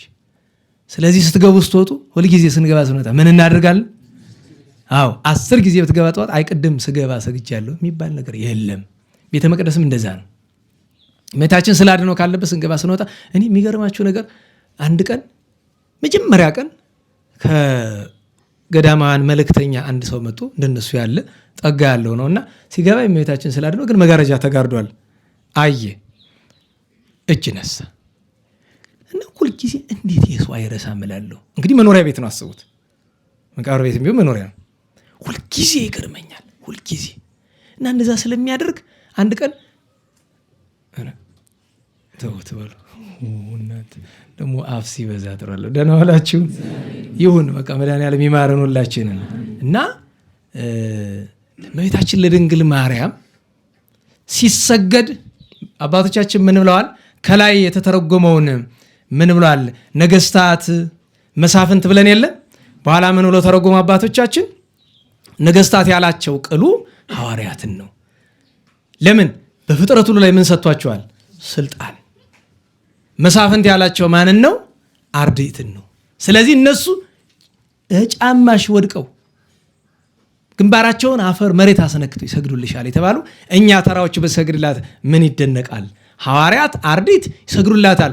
ኧረ እሱን እናቆየውና ሊቃነ መላእክት ሰራዊተ መላእክት ይሰግዱላታል። ነገስታት የተባሉ ሊቃነ መላእክት፣ መሳፍንት ሰራዊተ መላእክት ናቸው። እነሱ ከእግሯ ወድቀው ደስ እያላቸው ነው የሚሰግዱላት። ያው በደስታ እህትነና እያሉ ማለት ነው። እህታችን ነዋት እያሉ እህት አገኝተው። ለምን? መላእክት ወንድም የላቸው እህት የላቸው አይደል? ለምን? እነሱን የሚመስል ሌላ ፍጥረት የለማ። እርስ በርስ ግን ወንድማማቾች ናቸው። ሚካኤል የገብርኤል ወንድም፣ ገብርኤል የሚካኤል ወንድም እንደሚለው የዋህ አነጋገር ጥሩ ነው። ነገሩ አይነቀፍም። እንደ ወንድማማች ናቸው ግሩማን መላእክት። ግን እህት የላቸውም ነበርና እርግጥ ወንድም ስላችሁ መላእክት ጾታ የላቸውም። ግን ንጽህናዋን አይተው ከነሱ የሚበልጥ ንጽህና ከፍጡር ወገን አይተው ስለማያውቁ ነው እና ይሰግዱላታል። ኋላም ነቢያት፣ ሐዋርያት፣ ጻድቃን፣ ሰማዕታት፣ ደናግል፣ መነኮሳት፣ ባሕታውያን፣ ሊቃውንት ሁሉም ሰግደውላታል እመቤታችን። እና በእውነቱ ይህንን ሲናገር ነው አንዲት ኃይለ ቃልን ጨምር የእግርሽንም ትቢያ ይልሳሉ። ለኢየሩሳሌም ተርጉመው ወአክበርዎ ለመሬታ ረስታችሁት ነው የተረጎመ ነው። ወአክበርዎ ለመሬታ የኢየሩሳሌም እምነ ኩሉ ዓለም ይከብር መሬታ ይላል መጽሐፍ አይደል? በዓለም ካለ ሁሉ መሬት አፈር ሁሉ የማን አፈር ይከብራል? ኢየሩሳሌም። ነቢያት ሐዋርያት የረገጡት ከሁሉ በላይ የአምላክ እናት ከእመቤታችን በላይ የፍጥረት ጌታ መድኃኒታችን የረገጠው አፈር ምን ይደንቅ። እና መላስ ማለት ስለ ፍቅር ነው። ለናላችሁ ስለ ፍቅር ነው። አንድም መላስ ማለት መቼስ ሰው ሲሰግድ በግንባሩ ካለ በኋላ በከንፈሩ ሲል ከዚህ ላይ አፈር ይዞ መነሳት ይቀራል? አዎ። ወይ ለህስ ወይ ያለው ለሱ ያስተረጉማል። ግን ዋናው ስለ ፍቅር ነው። በነገራችሁ ላይ ምዕመናን እምነት በቤታችሁ በቤት ሲኖር ምንድነው የምትሉት? አመድ አይደል? ቤተክርስቲያን ሲመጣስ ቤታችሁ ያለውን አመድ ትጠየፉታላችሁ አይደለም? ቤተክርስቲያን ያለው ግን ክቡር ነው፣ ወርቅ ማለት ነው። ያንን እኩል በምላሱ ይልሰዋል፣ እኩል በግንባሩ ይቀባዋል፣ በደረቱ በምኑ። አየህ፣ እንደዚያ ነው ወይ ልሱ አለኩ እመቤታችን ስም የተጠራበት። ለምን? ያ ዋናው እምነት የሚገኝ ከምንድን ነው? ከማይጠንት አይደለም? ማይጠንቱ ላይ ፍህሙ ወደ እምነት ይለወጣል፣ ወደ እምነትነት ይለወጣል አይደለም? ያንን ነው የምንቀባው። ያ እዚያ ውስጥ የነበረው ፍህሙን የቻለች የተሸከመች ራሷ ማይጠንቷ ማናት? እመቤታችን ናት። ከዚያ የተገኘውን ወይ ልእሱ ጸበለ እግርኪ ተባለ እሱ ነው። ኋላ ግን ይህንን የሚመስል ጥቅስ ደግሞ ወደፊት ይጠብቀናል። የዚያኛው ያኛው ግን ይሄ ለወዳጆቿ ነው፣ ለነቢያት፣ ለሐዋርያት፣ ለጻድቃን፣ ለሰማዕታት፣ ለመላእክት፣ ለሊቃነ መላእክት፣ ለምእመናን ነው። ወደፊት የሚጠብቀን ግን እንደሚሰግዱላት ይናገራል። ግን ወደሽን ቆማጤ ንጉሥ ተመርቂ ያለው አይነት ደግሞ ወደፊት እናመጣዋለን። የናቁሽ የሚል ጥቅስ አታስታውስም? የናቁሽ ሁሉ እናመጣዋለን፣ እሱን በጊዜው እናመጣዋለን። እንግዲህ ብዙ ነው የኢሳይያስ ኃይለ ቃሉ። ከዚህ በኋላ 3 ትንቢት ብቻ ነው ምን መርጥ ከቀረ ነገር አንዱ ያኛው እናደርገዋለን። እና እግዚአብሔር መድኃኔዓለም የእመቤታችን ጣዕመ ፍቅሯን ያሳድርብን፣ የቅዱሳንን በረከት ያሳድርብን። ሰዓት ካለን ተአምር እንናገራለን። ይሄዳል ሰዓቱ። እንዴት ዋላችሁ? ስለዚህ አጭር ስላችሁ 1 ደቂቃ የማይሞላ አባታችን አባ ሳሙኤል ዘዋልድባ የእመቤታችን ወዳጅ ከምንላቸው ከብዙ ቅዱሳን አንዱ ናቸው። አባ ሳሙኤል በ13ኛው ክፍለ ዘመን ነበሩ። የዋልድባ አባት ናቸው። እመቤታችን በጣም ከመውደዳቸው የተነሳ ውዳሴዋንና ቅዳሴዋን ሳይደግሙ አይውሉም በየዕለቱ። እና ውዳሴዋንና ቅዳሴዋን ሲደግሙ ከመሬት ክንድ ከፍ ይላሉ። ይሄ ድንቅ ነገር ነው። መሬት ምክንያቱም የእመቤታችን ውዳሴ ቅዳሴ የሚደግም ሰው አፈር አይንካው ነው። አፈር ለምን ይነካዋል? እንደዚያ ተብሎ የሚያስደንቀው ነገር አንድ ቀን ከበዓታቸው ቆሞ ሲጸልዩ በዙሪያ ያሉ መነኮሳት ድንቅ ነገር ታየ። እሳቸው ብቻ አይደሉም፣ ቤቱም ተነቅሎ ከመሬት በላይ ሄደ። ታዲያ አንድ ቀን ደቀ መዛሙርቱ ቸገሩባቸው እና አባ ዘሩፋኤል ሶበአተቦ ለማየ በቅዳሴ ኪን ዘይጼሊ ረሰዮ ህብስተ ሳሙኤል ጽጌ ሃይማኖት ዘሐቅለባሊ ምረተ ወፍታ ለታምረኪ እህሊ ስረይ ኃጢአቴ ወጸቢያ ክልሊ እስመ ኩሎ ከቢረ ማርያም ተክሊ ማይል የተጸየ ንጹህ ጽሩ የማያቀርቦ ቅዳሴዋን ቢጸልይበት መጨረሻ ላይ ሲጨርስ አዳፊ ነፍሱን ምን ሆኖ ተገኘ? ነጭ ህብስት ሆኖ ተገኘ። ያን ተመግበውታል። ምን ይጣፍጥ ምን ይረቅ! አስቡት፣ ከውሃነት ወደ ህብስትነት። ህብስት ጻዕዳ የሚለው እሱ ነው። ተአምሩ የተአምሩ ታምራት የተደረገለት ጻድቅ ታምራት ያደረገች የእመቤታችን የቅዱሳን በረከቱ ሊደርብን በናነ ትንሣኤዋን ይግለጽልን። ስብሐት ለእግዚአብሔር ልዑል ወለወላዲቱ ድንግል ወለመስቀሉ ክቡር ዘወሳይል አሜን።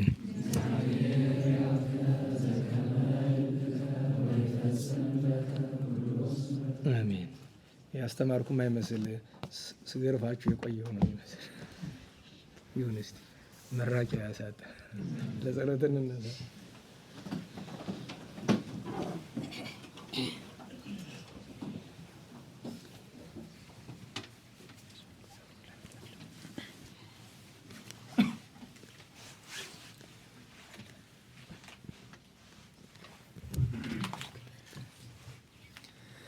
ስብሐት ለአብ ስብሐት ለወልድ ስብሐት ለመንፈስ ቅዱስ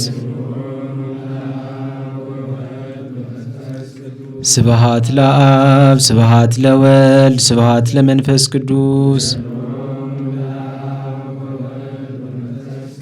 ስብሐት ለአብ ስብሐት ለወልድ ስብሐት ለመንፈስ ቅዱስ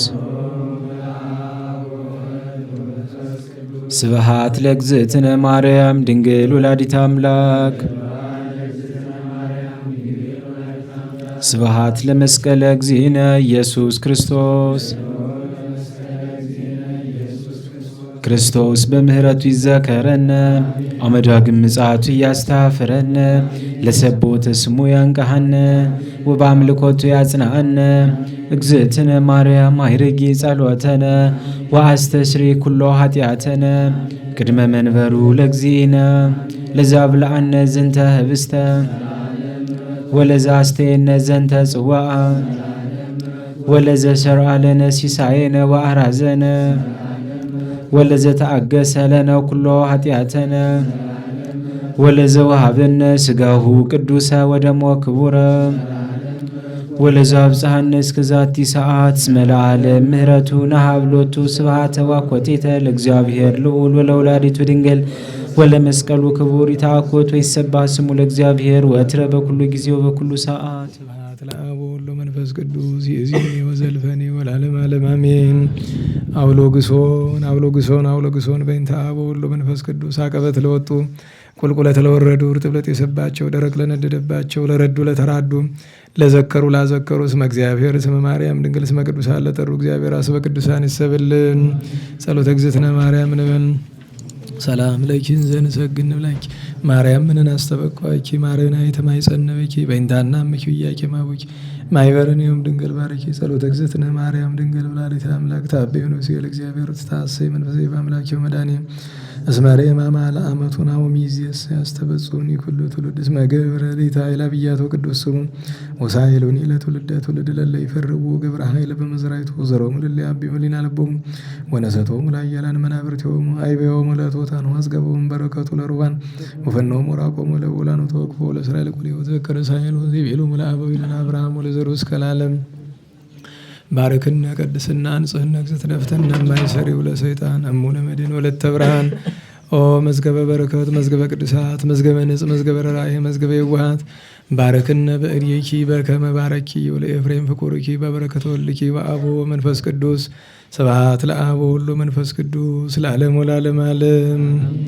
አፉየ አስተንፈሰ ወልሳኔ አልቦሰሰ ለክብረ ፍርሰትኪ ድንግል ሶባ ቀረብተ ወዳሰ ማርያም ዘኮንኪ ቅድስተ ቅዱሳን መቅደሰ በቅድሜኪ እግዝእትየ እመረከብኩ ሞገሰ በየማነኪ ባርክኒ ስልሰ አድኅነነ ወባርከነ ርዝቀከ ሀበነ ኃይለ ወመዊዓ ለአግብርትከ ለእለ ነጽየው ስመከ እቀበነ ውሉደ ሕዝብከ ወእስራነ በኃይለ መላእክትከ ወአጥራ በኩሉ ጊዜ በኩሉ ሰዓት በኃይለ መስቀልከ ረድኤነ በመስቀልከ ቤዛነ ወበእንተ ይሳቆለከ ወበእንተ እስራኤል ቅዱስከ ተዘከር እግዚኦ ኪዳነከ ፍጡነ በን ሳህለከ መሐርኪያነ ዘበጠርከ ስራይ ኃጢአተ ሕዝብከ ወመሐር ተግባረከ እግዚኦ ታጥምዓነ ሐሰለከ በእንተ ማርያም ወላዲትከ ወበእንተ ዮሐንስ መጥምቅከ ወበእንተ ኩሎሙ ቅዱሳንከ ረድአነ ወጥረ በኃይለ መስቀልከ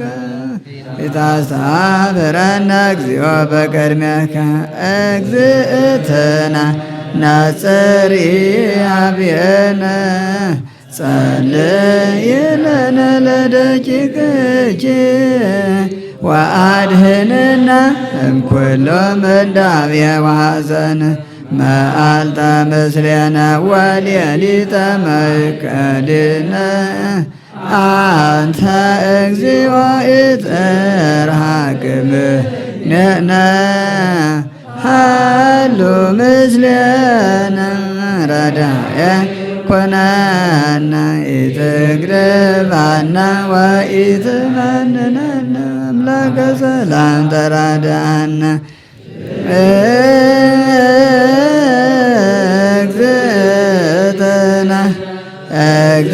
እግዝእትነ ናጽሪ ኀቤነ ሰላመ ወልድኪ ሃሉ ምስሌነ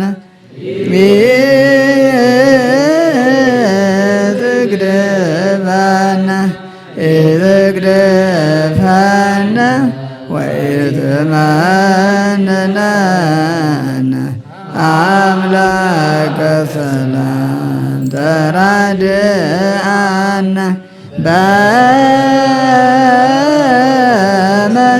በመስቀልከ በመስቀልከ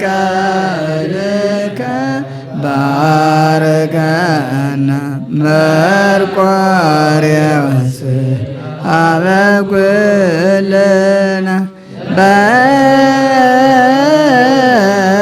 በኪዳንከ በኪዳንከ ተማፀነ አብየ እግዚእ አበኩለነ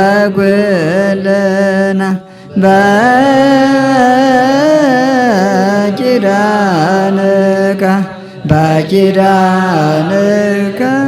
ተማፀነ ዕፀ መስቀል ሞገሰ ኩልነ በኪዳንኪ በኪዳንኪ ተማፀነ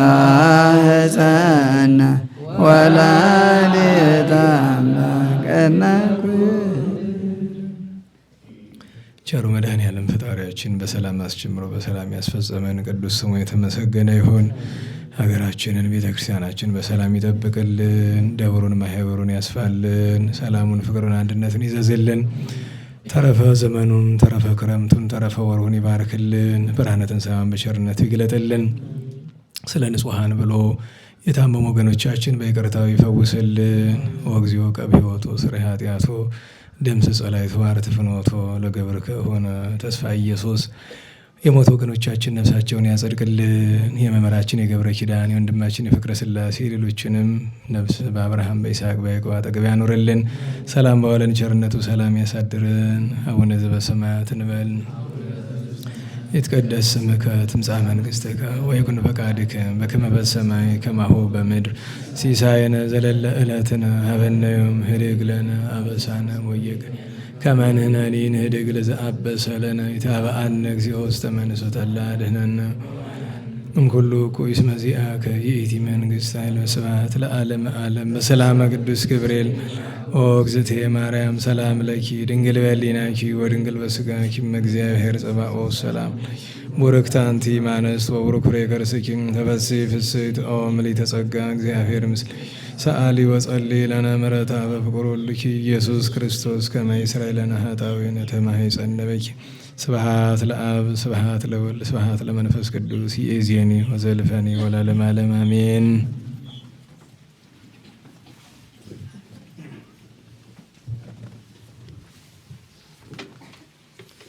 አሜን። በመምህራችን ላይ አድሮ ያስተማረን የመከረን የገሰጸን አምላከ ቅዱሳን ልዑል እግዚአብሔር አምላክ የተመሰገነ ይሁን። በድጋሚ ለመምህራችን እግዚአብሔር ይስጥልን፣ ቃለ ሕይወት ያሰማልን፣ የአገልግሎት ዘመናቸውን ያርዝምልን። አንድ ጊዜ የአቢ ክብረ ኃያልን እንዘምራለን። በእግዚአብሔር ስም እንዘምር። የአቢ ክብረ ለማርያም እምኩሎሙ ቅዱሳን እምኩሎሙ ቅዱሳን እስመ ድልወ ኮነት ለተወክፎ ቃለ የአቢ ክብረ ለማርያም እምኩሎሙ ቅዱሳን እምኩሎሙ ቅዱሳን እስመ ድልወ ኮነት ለተወክፎ ቃለ ዘይፈርህዎ መላእክት ወያኩትዎ ትጉሃን በሰማያት ማርያም ድንግል ጾረቶ በከርሳ ዘይፈርህዎ መላእክት ወያኩትዎ ትጉሃን በሰማያት ማርያም ድንግል ጾረቶ በከርሳ። አሜን። ፍቅሩ አይደረብን። አነሳስቶ ያስጀምረን አስጀምሮ ለፍጻሜ ያበቃን አምላከ ቅዱሳን ልዑለ ባሕርይ እግዚአብሔር አምላክ የተመሰገነ ይሁን። እሾህ እንቅፋት ሳይመታን በሰላም ወደ ቤታችን ያግባን።